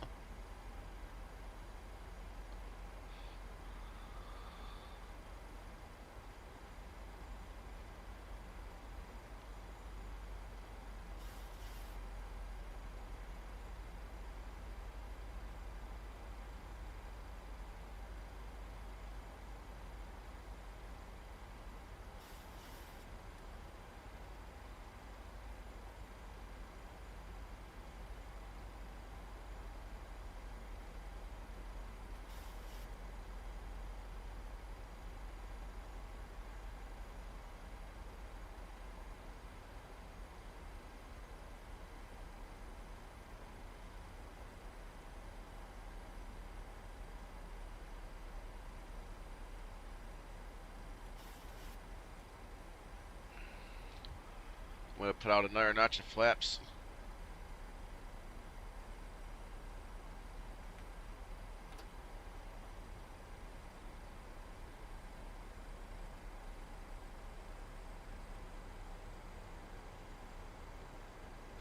Alright, I'm going to go ahead and start the recording. Recording is started.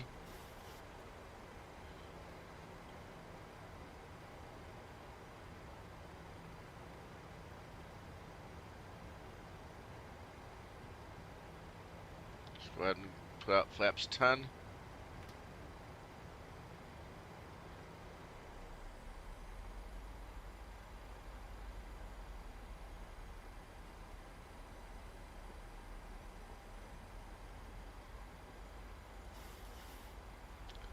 Now, I'm sure if Captain Canada was watching, he's probably saying I'm slowing down too soon, but listen to him, I'll be honest, for somebody like me that's not an expert, that was bad advice. That's why I kept on coming in way too fast, because I was like, well, Captain Canada said you shouldn't be slowing down until X amount of distance away, and I'm like, well, for me, that's waiting too long.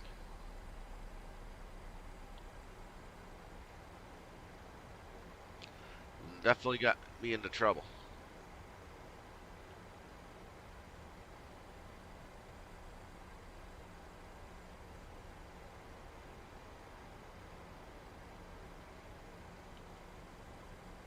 Alright, go ahead and put out some more flaps, down to gear.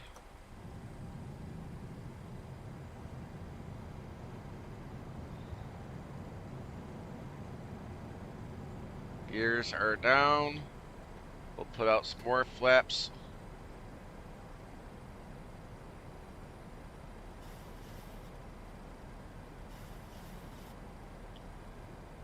And of course, we can definitely see the city clearly now.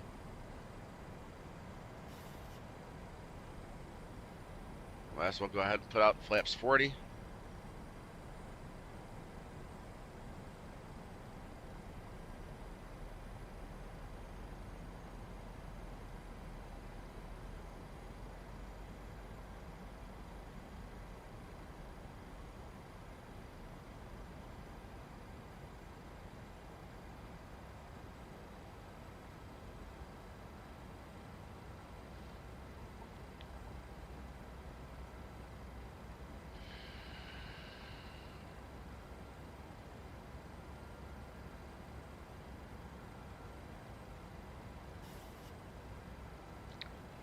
I'm still going to hold off just a little longer before I take control.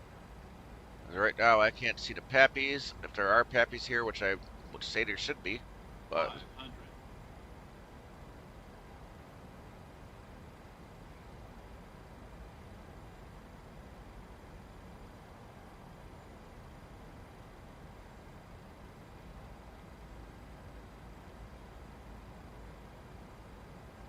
all right, I'm going to take over my plane.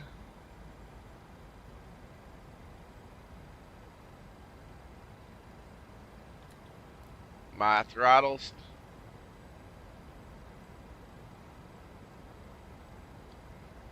Sync rate. Oh, shut up with that sync rate BS. Sync rate.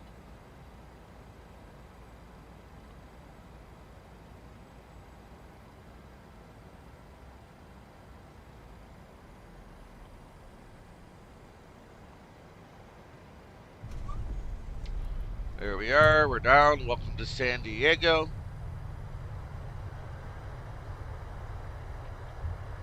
Go ahead and start applying my own brakes because we're running out of runway.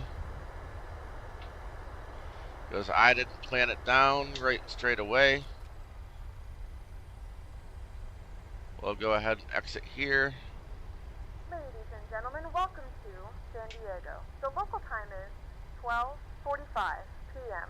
and it's currently about 73 degrees. Go ahead and bring the flaps in and reset the speed brakes. Let's go ahead and get rid of the landing lights, get the taxi lights on, start the APU. Go ahead and get rid of our strobes. And so Charlie 21, according to the chart, I want to say Charlie 21 might be...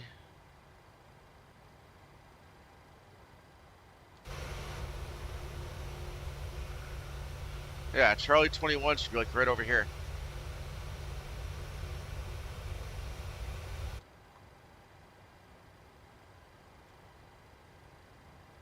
And I do not see any traffic here. Let me check on something real quick. Yeah, FSTL is running. Oh, hey, it's gonna work this time. Yay. Charlie. But why can't I get Charlie 21? This could be a Latin VFR issue.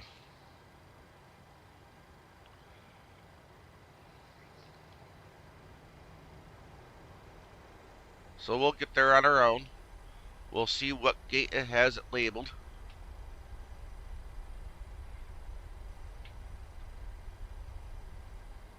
Let me get a different...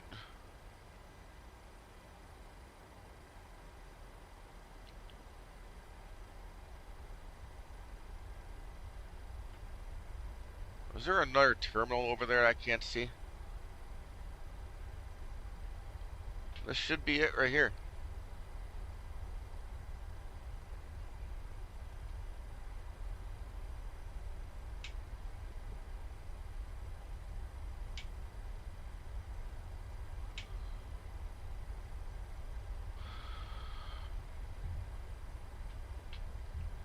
Before...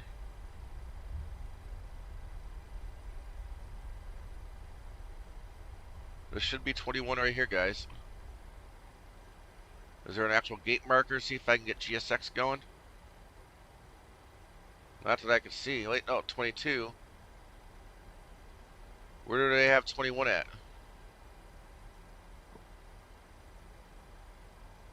Is that really 21? Yeah, that is 21.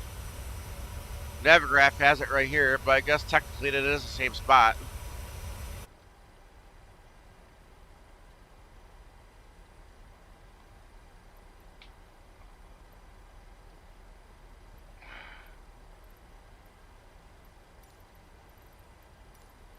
I'm going to see if this will work.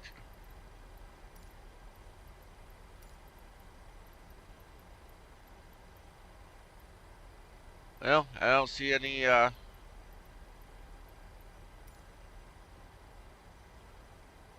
boy, I tell you, Latin VFR. let's go ahead and get rid of our taxi lights. Get rid of Microsoft's automatic parking brake.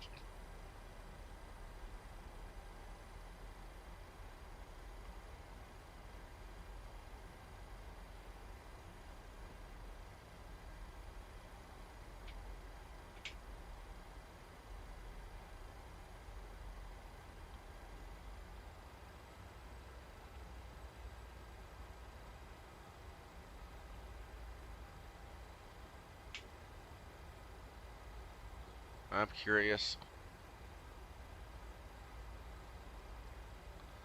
Yep. More than that, I blew a tire.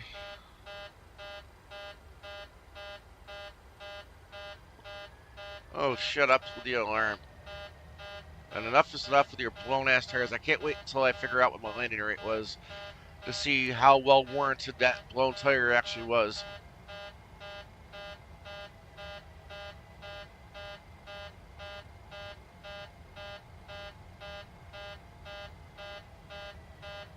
Let's get all the way here. It acts like there's nothing wrong in the world, and then suddenly decides, I want to see I blew a tire.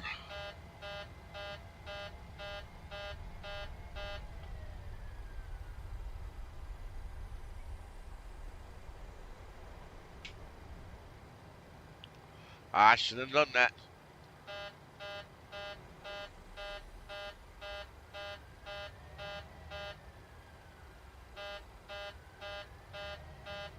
Sorry about the alarm, guys. There's just nothing I can do until I'm at least parked.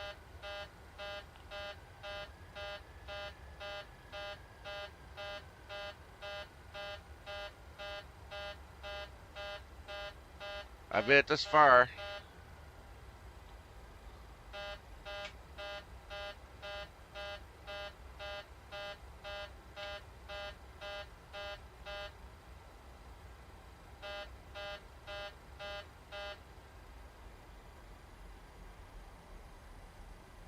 Come on, keep going.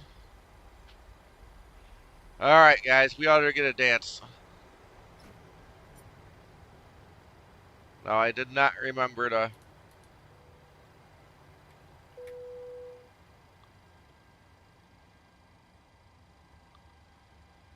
Now dance for me.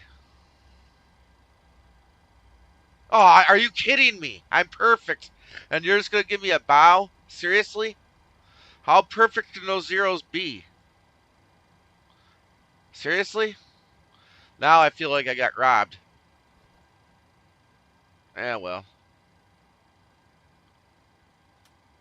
Those, that's right, those can stay off. APU's on. We'll just leave the APU going. Let's go ahead and tell GSX to start deboarding. The boarding requested. Man, how do you like that? I'm perfect on the numbers and I don't get a dance.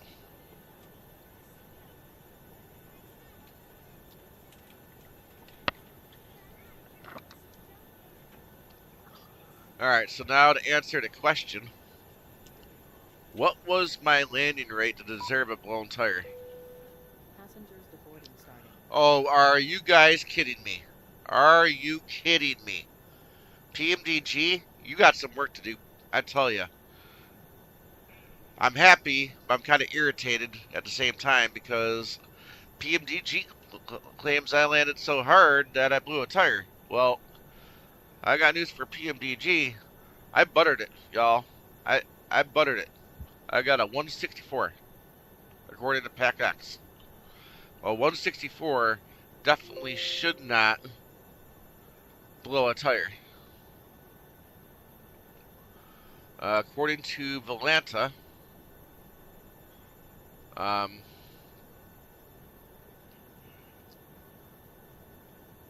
Volanta said I got a 166. In case you guys don't believe me, here you go. 166. That's definitely not hard enough to blow a tire. I know I've personally reached out to Pmdg on that before.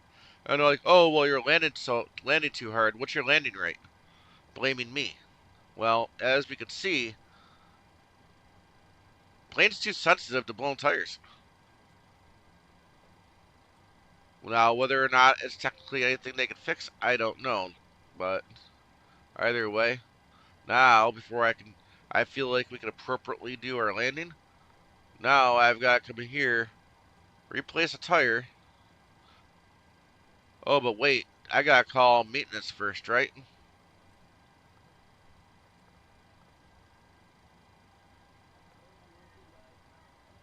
All right, Mr. Maintenance guy.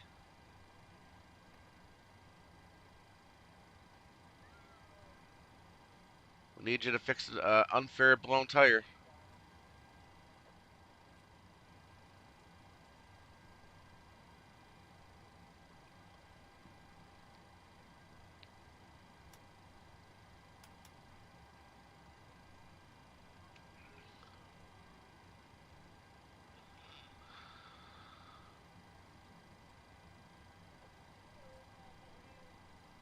All right, Mr. Maintenance Man has arrived.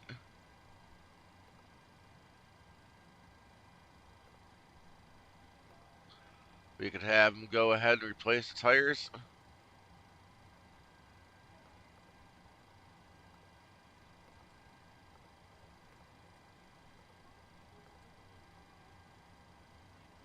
Are you serious? I have the maintenance guy here. I've already replaced the tires.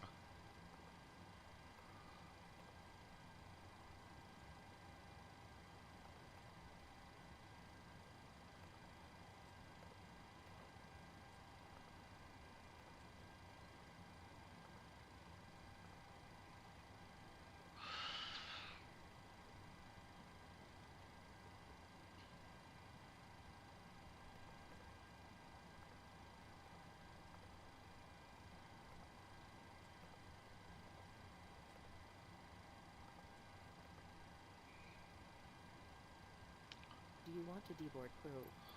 Crew deboarding starting. Seriously. I mean, this is an awesome plane, guys. I mean, for a 737 or a Boeing anything, you're really not going to do better than Pmdg. But it's this little stuff that I think they need to go back to work on.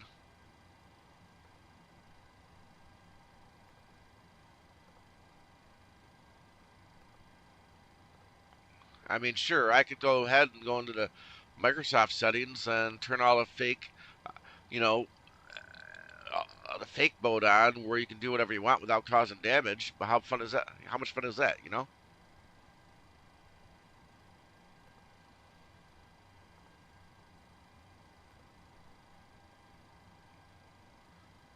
Pilots deboarding starting.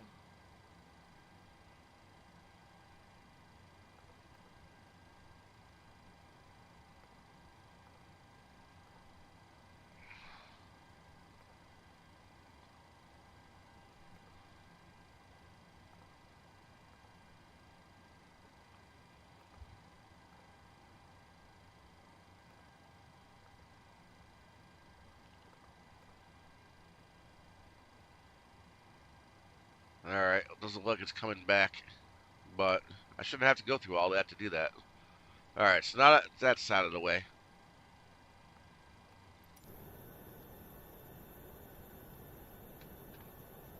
Let's go ahead. Really, you got disconnected?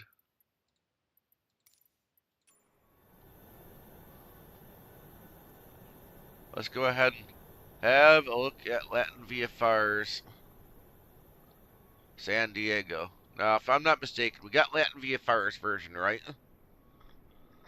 I want to say that either ORBX or Vertical Sim had a version of San Diego available. But now, you know, at the latest, now I do believe we have AmSim or VMworld coming into the picture with their version of San Diego. Which, I gotta be honest, definitely tempted to go out and buy, but I'm just kind of like, how many different times do I really need to go out and buy San Diego?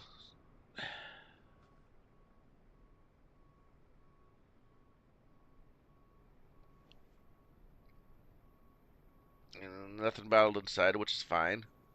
Not really needed.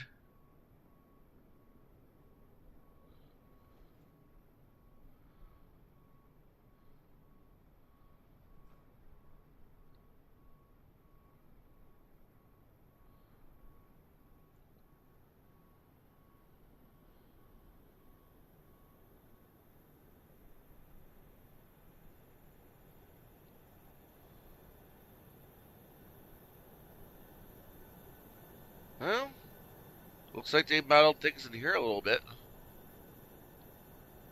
I'm not going to say it's modeled great, but there is at least a spot here you can go to have some insides. I mean, for what it's worth, it's more than what FLIGHTBEAM's been doing.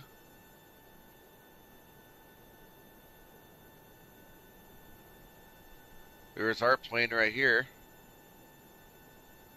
Of course, they don't really have it accessible to really appropriately get into the jetway, but it's not like you can really walk through that anyway, I guess.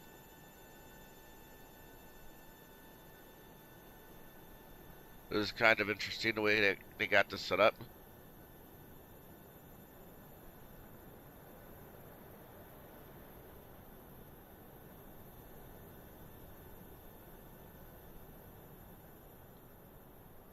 Over here we got another terminal, nothing modeled here.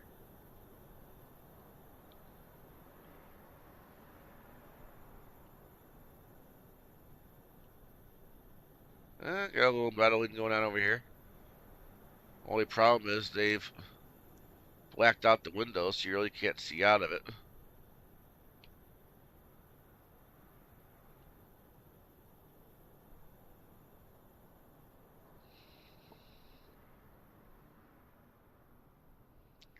Yeah, they put a little bit of effort into here. I'm not going to say it's the greatest in the world of what they did, but I mean, I think it's just enough. You don't have to model the whole airport. But for the most part, most of the places you go that you'd be parked at the gate, you can come in here. You can see out the windows, which is good.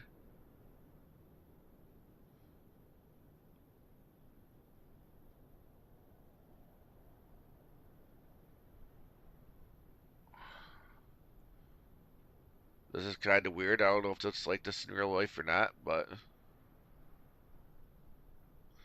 And when I say weird, it's kind of like you got the jetways, and then you got these big ramps that people are going to have to walk up just to get into the jetway.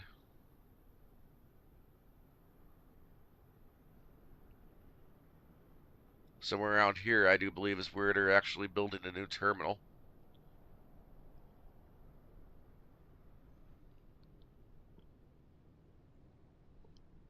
Oh, before I go any further, let me stop my recording. There we go.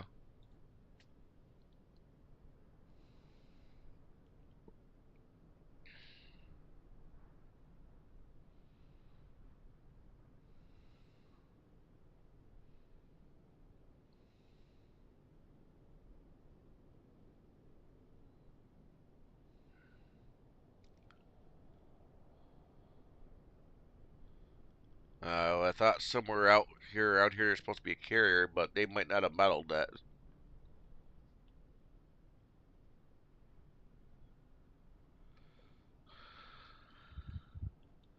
Of course, there's San Diego.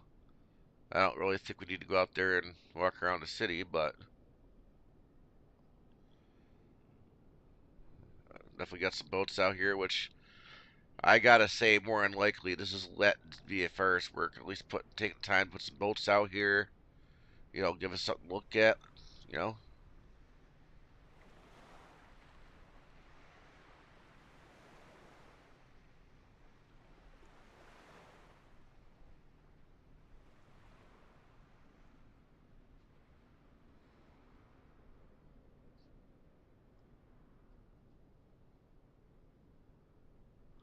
And of course, right over here is where we have the parking garage that XP72 made famous at the previous year's FlightSIM Expo. He was probably sitting somewhere around over here.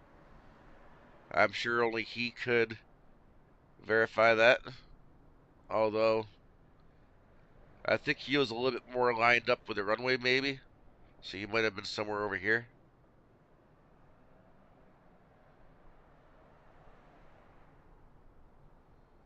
And of course, somewhere over here, we ought to have the famous In-N-Out burger. What's this over here?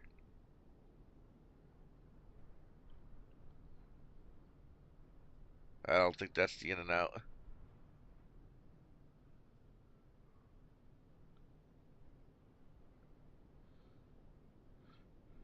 Wow. Look how clear that is. Anybody ever been in a motorcycle accident? Well, there you go. 1-800-LAW-TIGERS. Don't know if that's true or not, but if that came in somehow with the scenery, or what Microsoft brought in, that's pretty clear.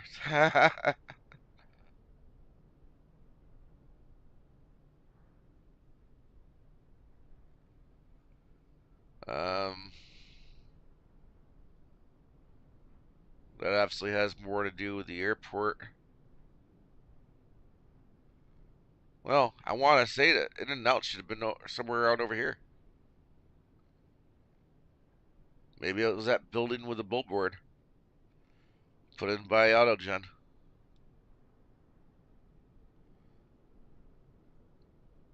Well, that's too bad. I thought this really was a scenery that, for example, XP and Captain Canada were using before the latest one came out. But In-N-Out Burger was definitely over here somewhere, and it was definitely visible.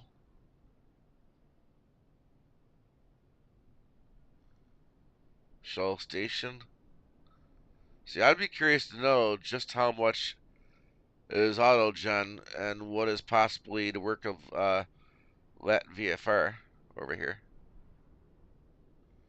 So like we got something to do with golf here, golf store, maybe some kind of indoor golf range.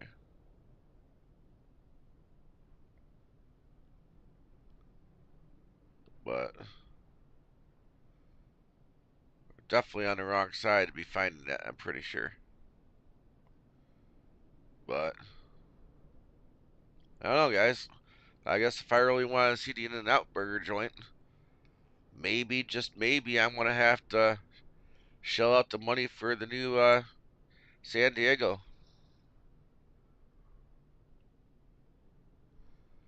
But something tells me right here is where In-N-Out should have been. Judging by this parking lot, the colors of it, would only make sense if that was In-N-Out. But that's definitely not here now. If that's what it was. This is Signature Airlines, so I doubt that ever was, but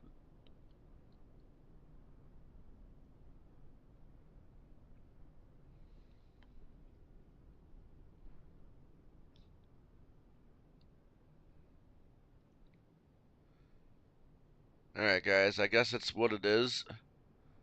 I'm definitely not going to spend the next half hour just trying to find a burger joint we could actually go and eat at, right? But nice if we could. Now this is something I don't like. I don't know if this is supposed to be a rental car place, but I don't know. It kind of seems like the cars are trying to group together like that in a funny way. Doesn't quite look right to me.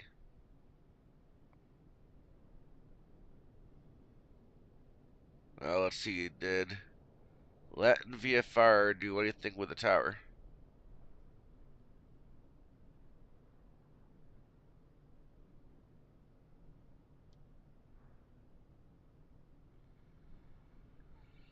And that's a no. Can't really do much from the tower point of view. And have actually look and feel like you're actually in a tower.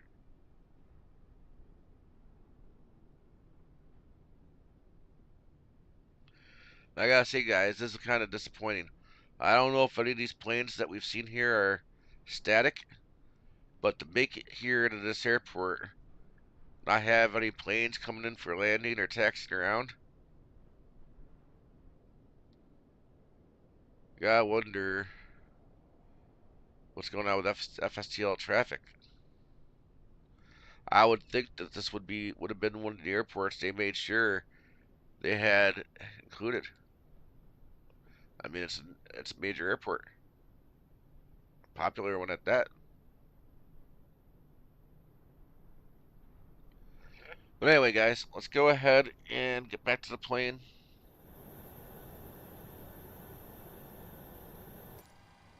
Let's get her ready for some replays.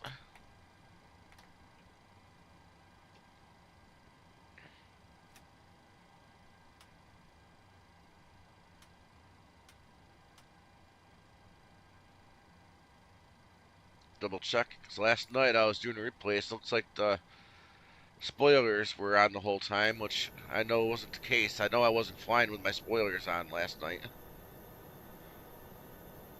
Yeah, no spoilers, but one thing I do need to make sure I do, which is something I forgot to do yesterday, is make sure we shut the doors.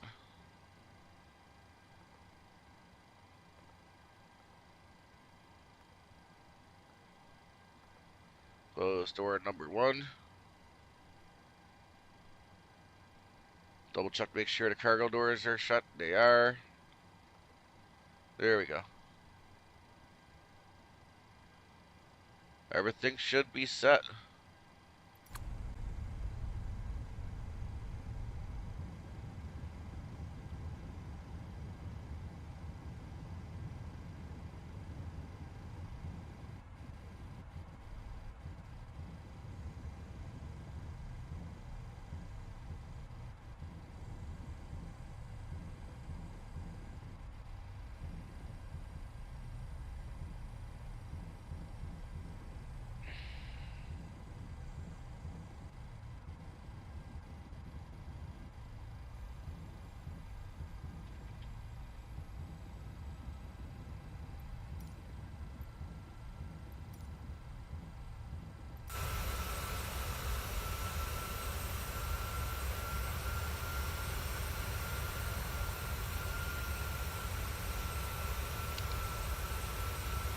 So we'll definitely have to get a look at this butter.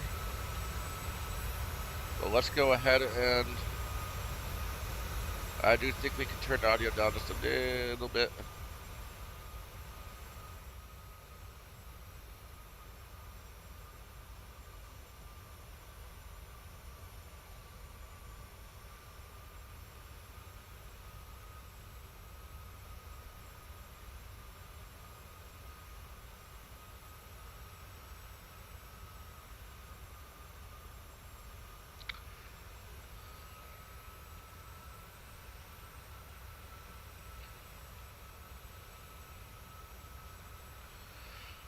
Now, this is probably one of those airports you really kind of want to make sure you come down and you nail it, you plan it.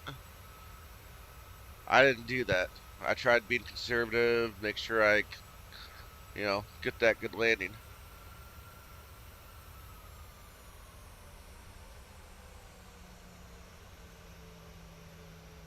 Oh, yeah.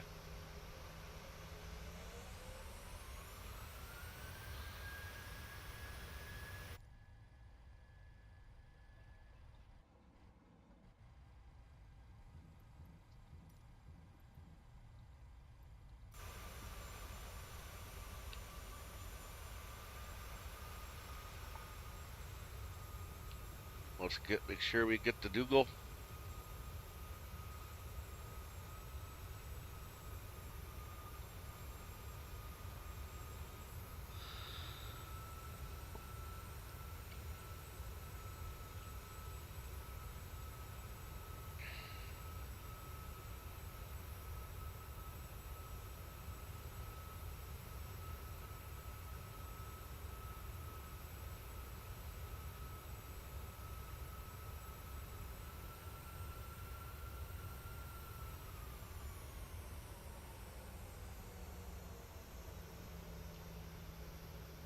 Yeah, that is one thing.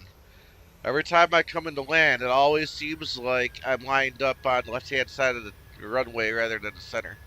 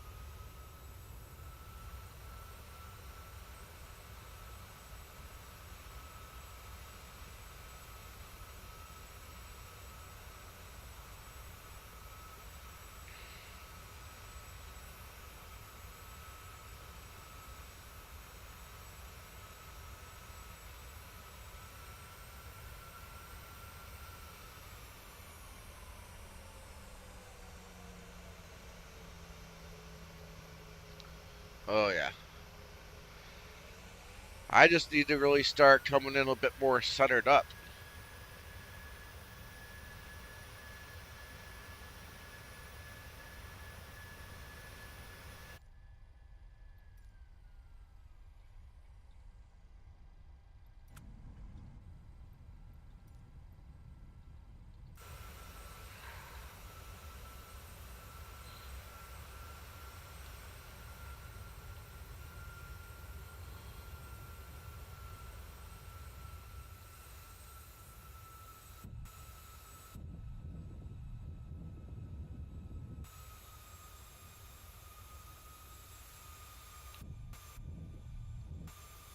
Sorry guys, I just don't have the right views set.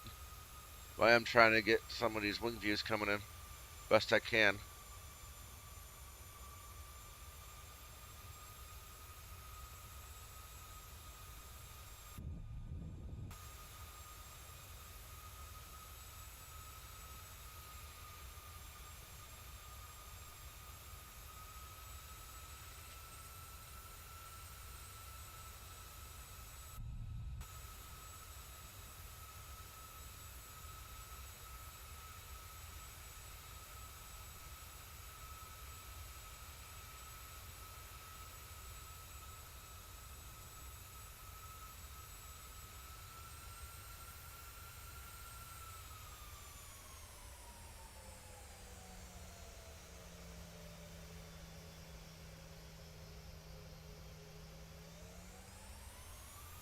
Alright, let's go ahead. Let's do another.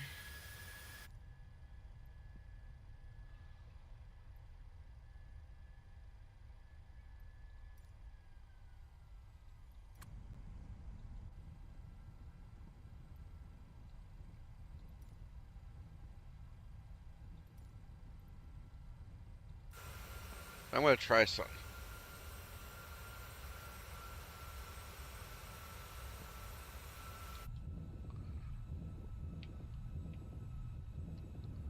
Weirdly enough, I did figure out if you're in Showcase, but you hit the button for the inside view on your joystick, it will give you this view right here.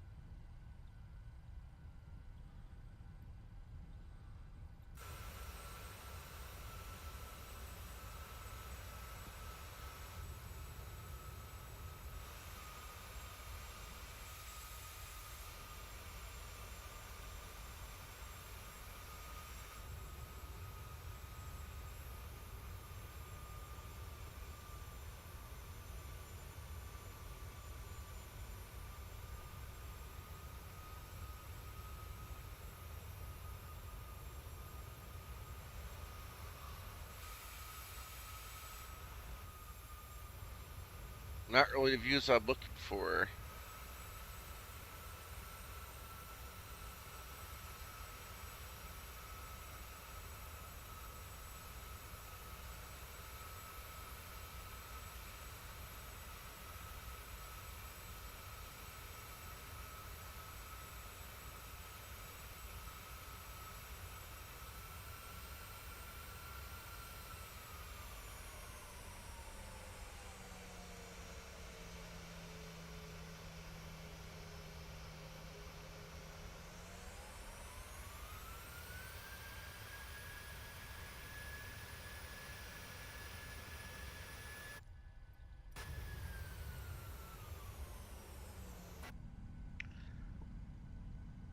Alright guys, so that's gonna pretty much do it. I really do thank everybody that took the time to come along with me and watch the stream, or coming in after the fact to watch this video later. I really appreciate that. If you like what you saw, please do remember to subscribe and give it a thumbs up. I will possibly be later on tonight. Definitely probably be streaming tomorrow, and I'll be looking forward to seeing you then. I'll catch you guys later.